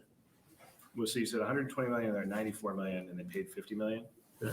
So that essentially means they paid down 26 million in the principal? 26 million. So I'm just asking if that math included. It could be. debt service. I don't know. They didn't tell us. All right. I'm just trying to wrap my mind around math that gets thrown around real quick. Do you have an answer to Mr. Fanning said that they're paying the total amount in property taxes that the county's asking them? Did you hear him say Do I that? dispute what they're paying? Well, so They told us last summer, Senator, 2 summers ago, that was the amount that they told us they were paying. I don't have any reason to doubt that's what they're paying. But, well, I guess my question is, you said at the beginning that they should be paying something around 900,000. They're paying about 100 and something thousand. Did I remember that right? Right. So what's the discrepancy? Why is the county telling them the maximum amount they owe is 100 and something thousand, but you think they should be paying 900? That was the information that we had put together a couple of years ago when we were looking at what they should be paying in taxes. I'd have to go back and review how I got to that number. Okay, thank you. I got just one quick question. I think to maybe clarify a little bit of Senator Cavanaugh's question. I don't think we got the number. I know Mr. Fanning told us that he didn't have this, that Mr. Shepherd did all that. I see Mr. Shepherd's here, but chose not to testify today to really answer those questions about what are the total revenues that are coming into NCORP from all of the occupation taxes, and what is the debt service requirement, principal and interest on, along with the in lieu of taxes, and consequently, how does that all work out? Right. He also wasn't here to testify in terms of the sheriff's report, which I'd love to have had some answers to. Right. I know you visited with Sheriff Kramer. Was your understanding any different than what Mr. Fanning told us? Yeah, and I want to be clear, I didn't indicate that he was charged with anything. No, That's I know not that. what I said. Yeah. That was the report that I got from Sheriff Kramer. He had talked to the lady in Kansas. The sheriff had spoken to her, and that's exactly what had happened. And they reimbursed her mileage through the NRD checking account. The hay was advertised on Facebook. And those are the information that's in the sheriff's report. You can read that. The issue that you're alluding to or referring to, that you're going to get the information from Mr. Shepherd, what they owed and how much they paid. I tried that 2 summers ago when we had the LR. He didn't have a clue. And I went back and reviewed the whole testimony today and read it. And I asked those specific questions and I never got an answer from him. And he's the manager. I think he was the one that should have been able to answer that, but he didn't answer one of those questions. So you may try asking him privately. Maybe he now knows what it is, but at that time he knew nothing about it. Thank you. Okay, that'll conclude our hearing. LB 396. Thanks everyone for coming. Thanks, Chair Urban.